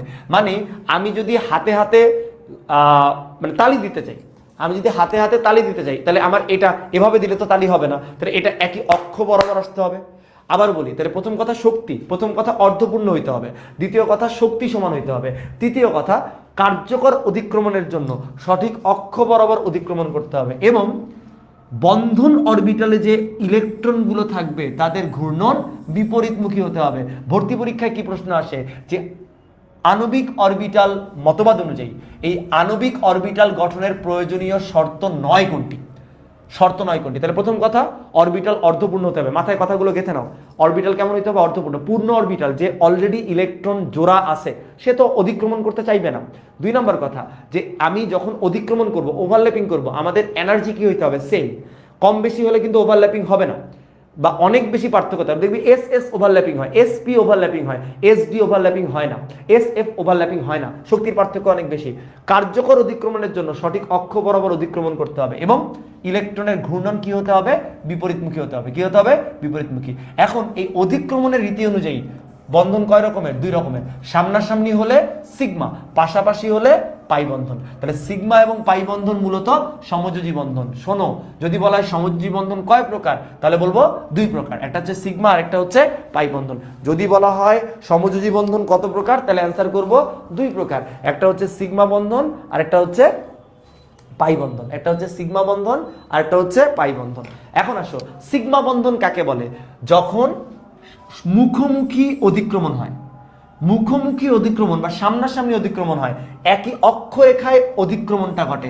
পরমাণু দুইটা নিউক্লিয়াসের সংযোগ রেখা এবং অধিক্রমণভুক্ত অরবিটাল যদি একই রেখায় থাকে, তাকে আমরা সিগমা বন্ড বলি, তাকে আমরা সিগমা বন্ড বলি। বই ধরে এই যে দেখো, এই যে দেখো ভাইয়া, খেয়াল করো, S orbital, S orbital, S orbital, S orbital. আমি যখন ওভারল্যাপিং করলাম, এইটা হয়ে গেল সিগমা বন্ধন। দেখো, আগে দেখতে ছিল গোল, পরে ওভারল্যাপ করার পর চেহারাটা কেমন হয়ে গেছে।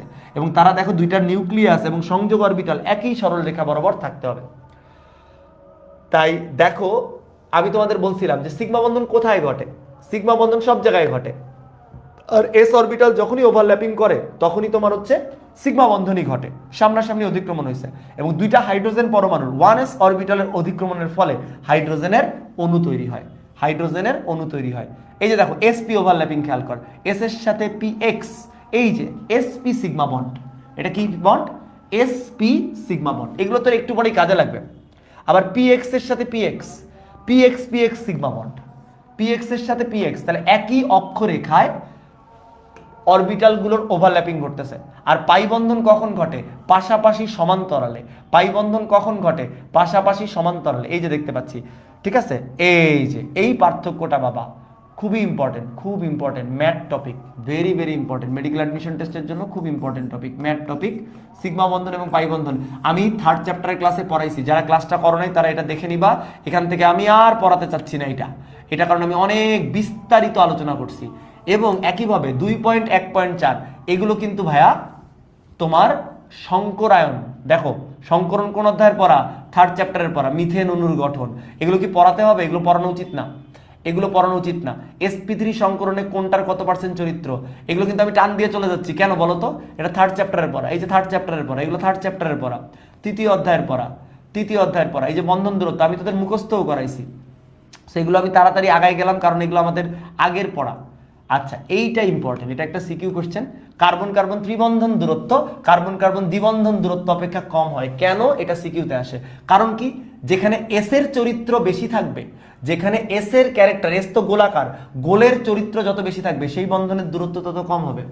আচ্ছা, তাহলে তোরা জানিস যে এস পিতে এস চরিত্র আর পি চরিত্র, এসপিতে এস চরিত্র 50%, পি চরিত্র এসপি অর্ধেক অর্ধেক, কিন্তু এসপি টুতে এস চরিত্র 33.3%, পি চরিত্র 66.7%, পি টু তো তাহলে 3 ভাগ করে, 1 ভাগ এস এর 2 ভাগ পি এর। তাহলে যেখানে এস ক্যারেক্টার বেশি, যেখানে গোলের বর্তুলাকার অরবিটালের ক্যারেক্টার বেশি, সেখানে দুইটা বন্ধনের, দুইটা পরমাণুর মধ্যবর্তী দূরত্ব কম হবে। এবং এই বন্ধন দূরত্ব আমি তোদের মুখস্থ করাইছি। খুব ইম্পর্টেন্ট হচ্ছে এইটা ভাই, ম্যাথ 100% মেডিকেল ভর্তি পরীক্ষার জন্য ইম্পর্টেন্ট। এখন বলতে এটা আমি তোদের পড়াইছিলাম কিনা, যাদের পড়াই নেই তাদেরকে একটু মুখস্থ করাই দেই, এই জিনিসটা একটু তোদেরকে সর্টেড করাই দেই। নোট করে ফেল সবাই, সবাই একটু নোট করে ফেল, সবাই একটু নোট করে ফেল। এটা নোট করেই আজকের মতো আল্লাহ হাফেজ, টাটা বাই বাই। একটু বলি এটা একটু নোট করে ফেল, সবাই একটু নোট করে ফেল। তো আমি তোদেরকে আগে সিম্পল আইডিয়াটা বলি। যদি কার্বন কার্বন সিঙ্গেল বন্ড হয়, নর্মালি কার্বন কার্বন একক বন্ধন মানেই তোমার হচ্ছে sp3 সংকরণ, আর sp3 সংকরণে কার্বন কার্বন বন্ধন দূরত্ব হয় 0.154 ন্যানোমিটার। কার্বন কার্বন বন্ধন দূরত্ব, খুব ভালো করে মনোযোগ দিস। আমি তোদেরকে কয়েকটা বন্ধন দূরত্ব শিখাই দিব এবং নোট করে দিব। এটা এই জায়গার পড়া ছিল, আমি ওখানে পড়াই দিছিলাম। আবারও বলি, কার্বন কার্বন বন্ধন দূরত্ব, যদি কার্বন কার্বন sp একক বন্ধন দ্বারা আবদ্ধ থাকে, কি দ্বারা আবদ্ধ থাকে? একক বন্ধন, চোখ বন্ধ করে sp3 সংকরণ। আমরা জানি তো, আমি তোমাদেরকে পড়াইছিলাম না? বলতো জৈব যৌগে সংকরণ কেমনে বের করে? আমরা জৈব যৌগে সংকরণ বের করার নিয়ম হচ্ছে সংকর অরবিটাল সংখ্যা থেকে। একটু আমি রিক্যাপ করাই দেই ভাইয়া, সংকর অরবিটাল সংখ্যা থেকে। আর সংকর অরবিটাল সংখ্যা বের করার টেকনিক কি? সংকর অরবিটাল সংখ্যা বের করার সংখ্যা হচ্ছে, টেকনিক হচ্ছে সিগমা বন্ধনের সংখ্যা প্লাস মুক্ত জোড় ইলেকট্রনের সংখ্যা। সিগমা বন্ধনের সংখ্যা প্লাস মুক্ত জোড়ের সংখ্যা। তো তোরা জানিস সবাই, জৈব যৌগে কার্বন সবসময় 4 যোজনী ব্যবহার করে। তাহলে যেহেতু জৈব যৌগে কার্বন 4 যোজনী ব্যবহার করে, তাহলে জৈব যৌগে কার্বনের মধ্যে কোনো লোন পেয়ার থাকে না। তাহলে জৈব যৌগে সংকর অরবিটাল সংখ্যা মানে সিগমা বন্ধনের সংখ্যা। আর সংকর অরবিটাল সংখ্যা 4 হলে কোন সংকরণ? 4 হলে sp3, 3 হলে sp2, 2 হলে sp। আবার বলি, সংকর অরবিটাল সংখ্যা 4 হলে sp3, 3 হলে sp2, 2 হলে sp। তাহলে আবার বলি, জৈব যৌগে কার্বনের ক্ষেত্রে শুধু সিগমা বন্ধন কাউন্ট করবি। তাহলে এই কার্বনের সিগমা বন্ধন 4টা, তাহলে এটার sp3 সংকরণ। এই কার্বনের সিগমা বন্ধন 4টা, তাহলে এটারও sp3 সংকরণ। তাহলে কার্বন কার্বন যদি আবার দ্বিবন্ধন হয়, তাহলে এখানে সিগমা বন্ধনের সংখ্যা কত? একটা কার্বনের সিগমা বন্ধনের সংখ্যা 3টা, তাহলে এখানে কি ধরনের সংকরণ? sp2। তাহলে দ্বিবন্ধন হলে sp2। আর দ্বিবন্ধনের ক্ষেত্রে বন্ধন দূরত্ব কত বলে দাও? দ্বিবন্ধন হলে বন্ধন দূরত্ব কত? বন্ধন দূরত্ব হচ্ছে 0.134 ন্যানোমিটার। এগুলো নিউট্রাল বা ন্যাচারাল গুলোর কথা বলতেছি।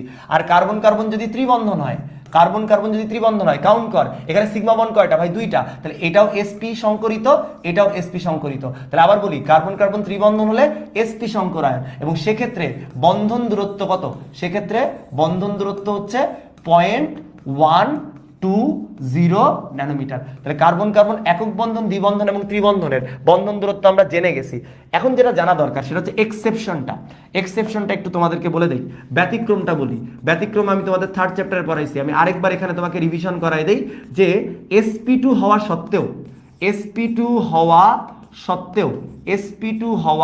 সত্ত্বেও ব্যতিক্রম আছে 2টা। কে? বেনজিনে বন্ধন দূরত্ব, বেনজিন বন্ধন দূরত্ব, কার্বন কার্বন বন্ধন দূরত্ব। এই বেনজিনে বন্ধন দূরত্ব কত? 0.139 ন্যানোমিটার, 0.139 ন্যানোমিটার। আর sp2 হওয়া সত্ত্বেও আরেকটা ব্যতিক্রম আছে, সেটা হচ্ছে গ্রাফাইট। এই গ্রাফাইট, কার্বনের 2টা রূপভেদ আছে, একটা হচ্ছে হীরক আর একটা হচ্ছে গ্রাফাইট। গ্রাফাইট অণু তৈরির সময়, গ্রাফাইটের কাঠামো তৈরির সময় sp2 সংকরায়ন হয়, কিন্তু গ্রাফাইটেও বন্ধন দূরত্ব, কার্বন কার্বন বন্ধন দূরত্ব, খুব মনোযোগ দিয়ে 0.142 ন্যানোমিটার, 0.142 ন্যানোমিটার। সবাই একটু এই জায়গাগুলো আল্লাহর রস্তে নোট করে রাখিস যে ব্যতিক্রম কে আছে। sp2 হওয়া সত্ত্বেও ব্যতিক্রম 2টা, গ্রাফাইট যেখানে কার্বন কার্বন বন্ধন দূরত্ব 0.142, বেনজিনের অসম্পৃক্ততা বিশেষ ধরনের হওয়ার পিছনে এটাও একটা কারণ, বন্ধন দূরত্ব 0.139 ন্যানোমিটার। তাহলে মোটামুটি 5টা বন্ধন দূরত্ব শিখছি। এখন যেটা শিখতে হবে, তোমার বইয়ে যেটা দেওয়া আছে সেখান থেকে একটু বলি। সেটা হচ্ছে তোমার বইয়ে দেখো ইথিন এবং ইথাইন অণু দেওয়া আছে। ইথেন নিলাম, ইথেনে তোকে জিজ্ঞেস করা হলো কার্বন কার্বন বন্ধন দূরত্ব, তুই তো পারবি। ইথেনে কার্বন কার্বন বন্ধন দূরত্ব হচ্ছে 0.154। কেন 154 ভাই? এটা তো একক বন্ধন। আচ্ছা, বাট ইথেনে যদি জিজ্ঞেস করা হয় কার্বন হাইড্রোজেন বন্ধন দূরত্ব কত? কার্বন হাইড্রোজেন বন্ধন দূরত্ব 110 ন্যানোমিটার। মিথেনে কার্বন হাইড্রোজেন বন্ধন দূরত্ব 110 ন্যানোমিটার, 0.110। ইথেনের পরে চলে আসলাম ইথিনে তোমাকে যদি জিজ্ঞেস করা হয় কার্বন কার্বন বন্ধন দূরত্ব কত? ইথিনে কার্বন কার্বন বন্ধন দূরত্ব, ভাই এটা তো অ্যালকিন, দ্বিবন্ধন, sp2 সংকরণ, বন্ধন দূরত্ব 0.134 ন্যানোমিটার। বাট যদি জিজ্ঞেস করা হয় যে কার্বন হাইড্রোজেন বন্ধন দূরত্ব কত, এটা আমরা পারি না, এটা হচ্ছে 0.109 ন্যানোমিটার। আর যদি বলা হয় ইথাইন, ইথাইনে কার্বন কার্বন বন্ধন দূরত্ব এবং কার্বন হাইড্রোজেন বন্ধন দূরত্ব, ইথাইনে কার্বন কার্বন ত্রিবন্ধন দূরত্ব 0.120 ন্যানোমিটার। একটু অন্য কালিতে লিখি যে ইথাইন অণুতে কার্বন হাইড্রোজেন বন্ধন দূরত্ব 0.106 ন্যানোমিটার। তাহলে একটু কষ্ট করে কি মনে রাখবি জানিস, এই যে 110, 109, 106 এরা হচ্ছে কার্বন হাইড্রোজেন বন্ধন দূরত্ব যথাক্রমে ইথেন, ইথিন এবং ইথাইনে। ইথেন, ইথিন এবং ইথাইনে কার্বন হাইড্রোজেন বন্ধন দূরত্ব। এই যে আমি নোটটা করলাম, এই নোটটা খুবই খুবই খুবই জরুরি, এই নোটটা খুবই খুবই খুবই জরুরি। যা লিখছি তা যদি তুই পরীক্ষায় কমন না পাইছস রে ভাই, এবং আরেকটা জিনিস এখানে ছোট্ট করে যদি তুই নোট করিস, তোর খুব ইম্পর্টেন্ট কার্বনের পারমাণবিক ব্যাসার্ধ। গত ক্লাসে পড়ছিস কার্বনের পারমাণবিক ব্যাসার্ধ, তুই কার্বনের যেহেতু বন্ধন দূরত্ব পারিস, পারমাণবিক ব্যাসার্ধ হচ্ছে 0.077 ন্যানোমিটার, 0.077 ন্যানোমিটার। ভাই কেন? 0.154 এর আলাদা, 0.154 এর অর্ধেক, 0.154 এর অর্ধেক। এই চার্টটা ভাইয়া খুব ইম্পর্টেন্ট ভাইয়া। এই যে দেখো, এই চার্টে আমি তোমাকে পড়াই ফেলছি, তুমি একটু তাকাও, এই চার্টটাকে তুমি যদি একটু গোছায় নাও না, এই যে 110, 109, 106 সবাই আমরা এইটা নিয়েই পড়ে থাকি, 154, 134, 120 নিয়ে পড়ে থাকি, কেউ আমরা কার্বন হাইড্রোজেনেরটা দেখি না। আর আকৃতি আমরা সবাই জানি, এস চরিত্র পি চরিত্র আমরা সবাই জানি, এটা আমরা সবাই পারি। এই বক্সটা খুব ইম্পর্টেন্ট, এই বক্সটা খুবই খুবই খুবই ইম্পর্টেন্ট। আচ্ছা, এই পর্যন্তই আমরা পড়বো আজকে। আজকের পরের ক্লাসে আমরা চেষ্টা করব যে অন্যভাবে একটু পড়ানোর জন্য। এই বক্সটা মেডিকেল ভর্তি পরীক্ষার জন্য খুব ইম্পর্টেন্ট। আজকে আর পড়বো না, লাইভে 25 জন দেখতেছে, যতজনই আজকে দেখছো আমি খুবই গ্রেটফুল, যে কয়জনই দেখছো, কিন্তু এই নোটটুকু খুবই দরকার। এই যে এই নোটটুকু কই গেল আমার নোট, এই যে এইটা একটু ভালো করে নোট করে রাখিস, যা যা লিখছি, মানে বন্ধন দূরত্বগুলো, কার্বনের পারমাণবিক ব্যাসার্ধ। ইভেন চাইলে তুই এখানে আরো পুশ করতে পারিস, নাইট্রোজেনেরটা, তারপরে তোর হচ্ছে ফসফরাসেরটা, এগুলো তুই চাইলে পুশ করতে পারিস। নাইট্রোজেন ত্রিবন্ধন দূরত্ব কত? এই যে নাইট্রোজেন ত্রিবন্ধন দূরত্ব কত? নাইট্রোজেন ত্রিবন্ধন দূরত্ব হচ্ছে 0.1098 সম্ভবত ন্যানোমিটার, চেক করে নিস। এগুলো হচ্ছে পরীক্ষার সময় কাজে লেগে যায়। 0.1098 সম্ভবত, আমি নট শিওর, এইটা একটু কোয়েশ্চেন মার্ক রাখলাম, সম্ভবত এটাই, একটু দেখে নিস।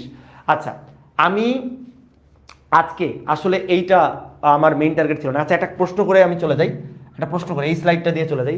আমি তোকে একটা কার্বন চেইন দিব, তোকে জিজ্ঞেস করবো এখানে কি ধরনের সংকর আয়ন আছে। একটা কার্বন চেইন দিব, দিয়ে তোকে জিজ্ঞেস করবো কোথায় কি ধরনের সংকর আয়ন আছে। দেখেন, আমি একটা কার্বনের চেইন আঁকাইতেছি, তাহলে প্রথম প্রান্তীয় কার্বনে ত্রিবন্ধন দিলাম, তারপরে একক বন্ধন, তারপরে দ্বিবন্ধন, আবার দ্বিবন্ধন, একক বন্ধন, বাকি হাতে আমি হাইড্রোজেন দিয়ে পূরণ করি, দেখ এখানে একটা হাইড্রোজেন বসবে, এখানে হাইড্রোজেন বসার দরকার নেই, এখানে দুটো হাইড্রোজেন বসবে, এখানে আমার একটা হাইড্রোজেন বসবে, এখানে আমার হাইড্রোজেনের দরকার নাই, এখানে একটা হাইড্রোজেন বসবে। নাম ম্যাটার করে না, আপনি বাম দিক থেকে ডান দিকে প্রত্যেকটা কার্বনের হাইব্রিডাইজেশন বলে যান। বাম দিক থেকে ডান দিকে প্রত্যেকটা কার্বনের সংকরায়ন বলে যাও আমাকে। বাম দিক থেকে ডান দিকে প্রত্যেকটা, তোমার হাতের বাম থেকে ডানে প্রত্যেকটা কার্বনের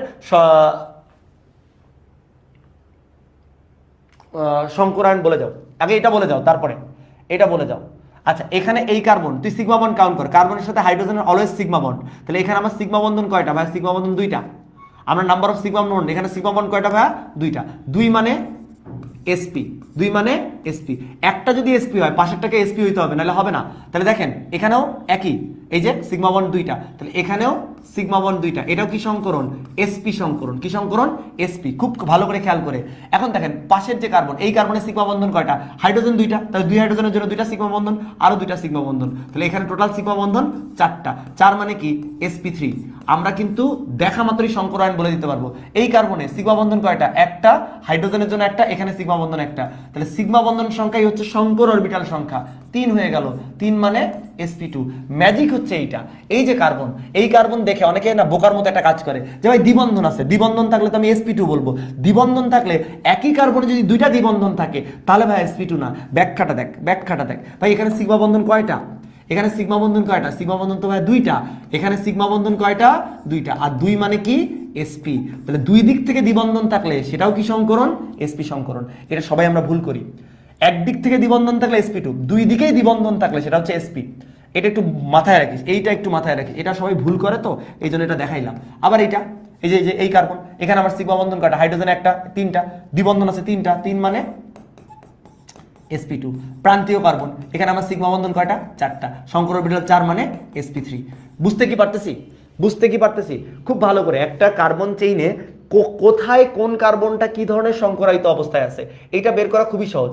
বের করার নিয়ম কি? এই যে এর আগের স্লাইডটাতে আমরা পড়াইছি যে সিগমা বন্ধন, সরি আগের স্লাইডটার পরে এই যে এটাতে আমরা পড়াইছি যে কিভাবে বের করে সিগমা বন্ধনের সংখ্যা প্লাস মুক্তজোড় ইলেকট্রনের সংখ্যা। জৈব যৌগে কার্বনের কোনো মুক্তজোড় থাকে না, সো জৈব যৌগে কার্বনের সিগমা বন্ধনের সংখ্যাই তার শঙ্কর অরবিটালের সংখ্যা। আর শঙ্কর অরবিটালের সংখ্যা 4 হলে sp2, 3 হলে 4 হলে sp3, 3 হলে sp2, 2 হলে sp। ভাইরে খুব ইম্পর্টেন্ট এই জায়গাটা। আমি আশা করি এইটুকু বুঝাইতে পারছি। আমার যতটুকু টার্গেট ছিল অতটুকু আমরা পড়ে ফেলছি।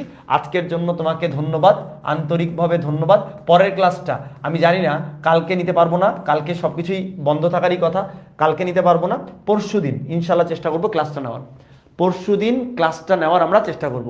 আচ্ছা, ক্লাসে বুঝতে কষ্ট হয়েছে কিনা, বুঝতে পারছি কি, ক্লাস বুঝছি কিনা, যতটুকু পড়ানো হয়েছে বুঝছেন কিনা, একটু আল্লাহ হাফেজ দেওয়ার আগে একটু জিজ্ঞেস করি যতটুকু পড়ানো হয়েছে বুঝছেন কিনা। আজকে একটু কম পড়াইলাম কারণ আজকে একটু মন মানসিকতা অত ভালো নাই, সবকিছু মিলাই একটু মানে ডিস্টার্ব। যা পড়ানো হয়েছে বুঝছেন কিনা একটু বলবেন, যা পড়ানো হয়েছে বুঝছেন কিনা, না বুঝলে বলবেন।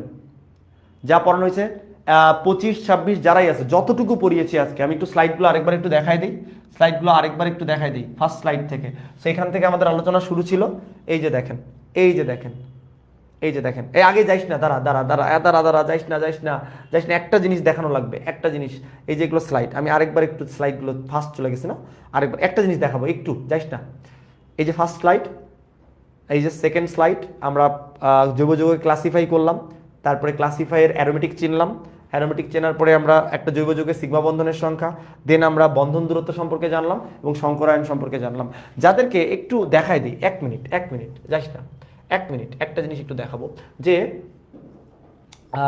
আমরা অ্যারোমেটিক যে হাকেল তত্ত্বটা কত নম্বর পেজ থেকে পড়ছি, এই হাকেল তত্ত্বটা হাজারি স্যারের বইয়ের কোথায় আছে, পেজ নাম্বারটা একটু বলে দেই, তাহলে তোর খুঁজে পেতে বা বুঝে নিতে ইজি হবে যে ভাই ওইটা কোত্থেকে পড়াইছেন আপনি, অ্যারোমেটিক আলোচনাটা আপনি কোত্থেকে পড়ালেন, আমি তো বুঝলাম না বা আমি তো বইয়ের মধ্যে খুঁজে পাচ্ছি না। যারা অ্যাটলিস্ট নতুন বা ফার্স্ট ইয়ার যারা, তাদের জন্য, হ্যাঁ তাদের জন্য একটু অ্যারোমেটিক বা অ্যারোমেটিসিটি বা হাকেল তত্ত্বের যে কনসেপ্টটা কোথায় আছে আমি আপনাকে একটু বলে দিই, 1 মিনিট দাও। তো কনসেপ্ট, হাকেল তত্ত্বের কনসেপ্টটা একটু তোমাকে বলে দিতে পারলে তোমার জন্যই ভালো হবে ভাইয়া। কোথায় গেল হাকেল তত্ত্ব, কনসেপ্ট, অ্যারোমেটিসিটি, আরে খুঁজে পাইতেছি না কেন, কই রে ভাই। আচ্ছা, এটা থেকে একটু আগাই তো, না এখানে তো না, হাকেল তত্ত্ব, অ্যারোমেটিসিটি, ওরে বাবা 1 সেকেন্ড, আমি একটু খুঁজেই পাইতেছি না। এই হাজারি স্যারের বইয়ের এইটা একটা ড্রব্যাক, যে অনেক সময় কাজের জিনিস খুঁজিয়া পাওয়া যায় না। অ্যালিফেটিক আর অ্যারোমেটিকের পার্থক্যটা কই?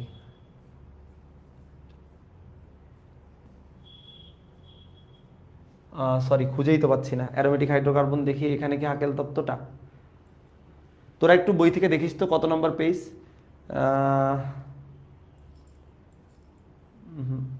এখানে তো না।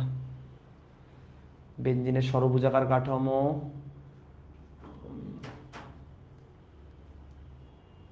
আচ্ছা এটা আমরা দেখবনি, বইয়ের কোথায় আছে আমি এখন আপাতত এই মুভমেন্টে খুঁজে পাচ্ছি না। আল্লাহ হাফেজ, আজকের জন্য পরের দিন দেখবনি। 215, 2.8.5, ভেরি গুড যাওয়ার জন্য একটু দেখাই যাই। 2.8.5 তাই না, 2.8.5।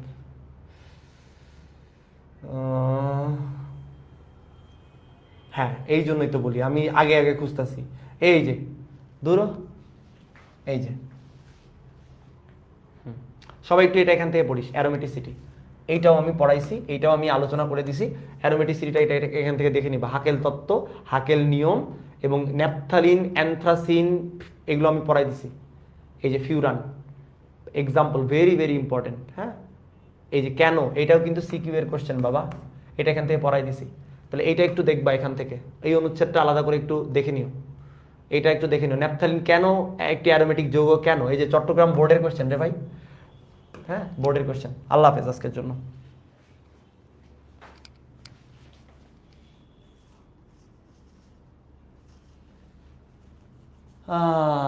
আচ্ছা।